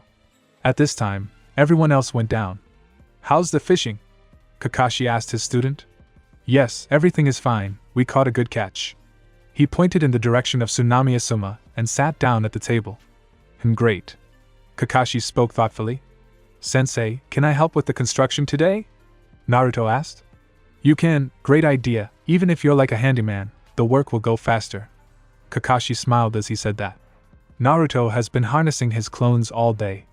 With the help of Naruto, the work went faster several times, and during this day the bridge was built for 2 more spans. At this speed, the bridge will be completed in 3 days. At this time, the blonde faced the question of how to get to the black market and sell Gato. After asking Asuma and coming up with a plan, they went to the nearest sales point at night, simultaneously removing all identification marks from themselves and disguised themselves. They went to sell Gato. Seeing such a specimen, the huckster was very pleased with such an acquisition. Having given money in the amount of 15 million ri, Naruto and Asuma left the point of buying valuables on the black market and went towards the architect's house. The next morning started with work and more work. Naruto did not want to stay in this village anymore and tried his best to speed up the work of the builders, creating clones and helping the builders complete the bridge. He planned to finish it by tomorrow. And so it happened at noon the bridge was ready and our combined teams went to their native village. Naruto spent the whole way back next to Ino and talking about who would do what when they got back to the village. They discussed their first date, deciding that when they arrive home, both of them will need to prepare. At this time, Sakura threw lightning towards the couple, but remembering how Naruto did with Sasuke, she did not dare to get him, but only gloated and teased Ino. What do you see in this idiots? With a mockery and spitting poison, Sakura asked Yamanaka. Sakura, I now understand why Naruto treats the team this way. You yourself have driven into your head that he is an idiot and a loser, and you yourself get from him. I would say even more that you are losers and idiots. He mastered the technique of the 4th Hokage in 2 days and at the same time mastered additional sealing techniques. While you improved control at that time, I hope you mastered at least something. The blonde replied sarcastically and moved closer to the blue-eyed man. Hey Yamanaka, watch your tongue, that damn demon almost killed us all! The Uchiha put in his 2 cents, and Sakura decided to go along with it. Hey kid, can I tear this Uchiha apart? There was a growling voice in Naruto's head. No, it's not worth it, otherwise there will be a lot of problems. They say who killed the last Uchiha, although there is still his brother, but here it is also not clear what he is in himself. Naruto replied to the fox. The team mentors looked at each other and warned their subordinates that if at least one living soul finds out about what happened to Naruto, they can forget about life and freedom and the leadership will not look if you are even the last of the Uchihas. Disclosure of the secrets of the village, even within its walls, is punished very strictly. At such a statement, Sakura and Sasuke were slightly frightened, although not slightly, but completely frightened, and realizing that it is better to keep your mouth shut, you will be safer. We went on silently, only looking around at the blonde. Naruto was depressed, and even Ino could not cheer him up. Shikamaru took her aside and said that it's better not to touch Naruto, let him calm down and tell himself, because he is called a demon, he will not stop being his friend. Shikamaru decided for himself, and went towards Asuma. At a halt, Naruto gathered only the 10th team next to him and told them about who he was and how he became a vessel for the demon, although he was trying with all his might to correct the opinion of himself in the village. Having reached the village, Team 10 and 7 split up, each went about their own business. Naruto offered Ino to walk her home, to which the blonde only agreed, embarrassed. Walking through the streets of the village, Naruto heard whispers saying, "So beautiful, but she doesn't know how to choose a couple for herself." And stuff like that. Having reached the Yamanaka quarter, Naruto handed the bag to Ino and was about to leave as the blonde grabbed his hand and kissed him sharply on the lips. The kiss was fleeting and not long, and after abruptly breaking it, she grabbed her bag and ran in, closing the door behind her. Naruto stood still for about a minute and, moving away from the shock, said only thank you and went towards his home. At the house of the head of the Yamanaka clan, Inoichi was just at home, and his wife went to the annual sale with her friends. Seeing the whole red daughter, he was surprised, and then he began to wonder what happened to her, seeing how the daughter did not want to talk, and when she asked questions, she blushed more and more, so he decided to wait for his wife and tell her to talk to her daughter.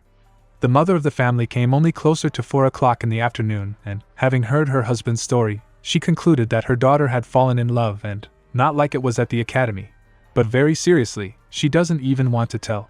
Deciding to talk to her at dinner, they say, but until that time, let him rest. Dinner was held in a peaceful environment, and Inoichi decided to start a conversation. "Salnishko, how was the mission?" the head of the Yamanaka clan asked. "Yes, everything went well," the daughter answered while chewing a piece of fish. "Yes, why did you blush today when you came? Maybe you caught a cold and you should go to the doctor's?" Inoichi asked. Ino did not expect such a question, and therefore, remembering how she said goodbye to Naruto in front of the house, she blushed again.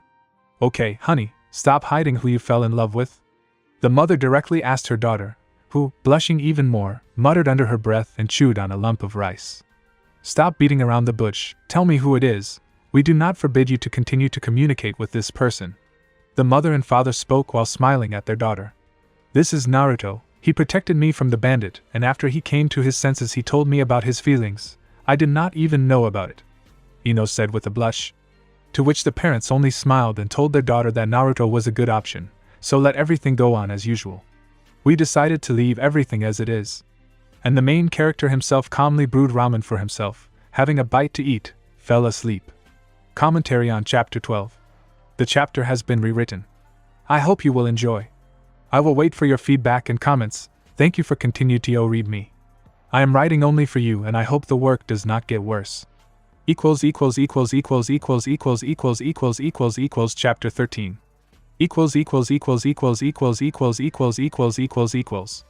After the return of teams 10 and 7 from the country of waves, 3 days passed. Everything went on as usual. The teams were given a day of rest, and each used it in his own way. The next morning after Naruto returned, he went to his favorite restaurant, and went inside to see old man Tuchi and his daughter Ayam. They were always kind and cheerfully greeted him, and so it is today. "Hey Naruto, how are you?" Tuchi asked, smiling. No, old man, I have 5 servings. Naruto replied, smiling. Naruto, when did you get back? Asked I am peeking out from behind the screen. Yes, just yesterday. Today I decided to go and have a bite to eat with you. Naruto replied with a smile. He liked this place and the atmosphere in it. The owner and daughter were kind, the visitors rarely came in, and those who were did not pay attention to him. How did the mission go? I am asked. It's okay, I've mastered several Uzumaki clan techniques and created my own chakra suppression seal. The girl was answered. Already started to create something of my own, and how does it work? Asked the surprised owner of the ramen shop. Yes, the old man, he works, so much so that he knocks out for a while, and he also mastered the technique of the 4th Hokage, called Rasengan. The blonde replied with an exclamation as he continued to devour the ramen placed in front of him. Listen, I have a question for you? Naruto started from afar. Ayam looked at him in surprise. What question? Raising one eyebrow, she asked. I wanted to invite a girl on a date. Where can I go in our village? Blushing slightly, the blonde asked the girl. With a smile and a joyful gleam in her eyes, she began to list where you can go on a date in the village. From the abundance of information, Naruto called a clone to write down everything that the girl told him, while he himself ate his noodles at that time. Having finished eating and paying, he went towards the Yamanaka flower shop. Ino's mother turned out to be in the store and Naruto decided not to waste time ordering a bouquet. There is a very good helper here. Hello Nariko-san, I need your help. Naruto said, walking up to the counter. Hi Naruto, how can I help you? She asked with a smile on her face. I need a bouquet for your daughter, but I don't know what her favorite flowers are. The blonde answered, slightly sad. So the daughter did not lie and you really confessed to her? Still smiling and looking at the guy with interest, Nariko said. Yes, I confessed and I will protect your daughter from all dangers when I am around. Naruto answered proudly. I know it, and you have it in the family. She said and abruptly stopped Nariko. Yes, I know that this character trait is from my mother, but I look like my father and don't worry, I know who my parents are. Naruto said with a sad smile. Here's how, okay, let's get back to the order. How do you arrange a bouquet? She asked the blonde. To make it comfortable to carry in your hands and not be grandma's? Naruto replied thoughtfully and smiled. Okay, I understand you and everything will be ready, come for flowers at 5. Nariko said and escorted Naruto out so that he wouldn't disturb her. Naruto left the money and left the shop. Naruto thought where better to go on a date in front of him was the choice of a restaurant or a cinema. Deciding that it would be better to go to the cinema, and then to the Ichiraku restaurant, IM even prepares diet ramen for such an occasion so that Naruto had a great evening. After purchasing the tickets, Naruto went looking for Ino. Finding her with Shikamaru, he walked over and greeted his friends. Hello Shika, hello Ino, how are you doing, and how did you rest in general? The blonde asked with a wide smile on his face. Yes, everything is fine, and why are you so happy? Shikamaru asked Naruto. Yes, I'm glad that I met you and Ino. Do you remember what we agreed on? Naruto narrowed his eyes and asked slyly. Yes, I remember. Only I will have to help my mother at home tonight, and tomorrow I am free. The blonde said with a slight blush. You won't need to help at home. Today at 5 in the evening I will come for you. We'll go to the cinema and then to Ichiraku. There will be a special menu for my order. Naruto said, smiling. Ino was shocked how he managed to agree with his parents once she was released on a date today. Fine.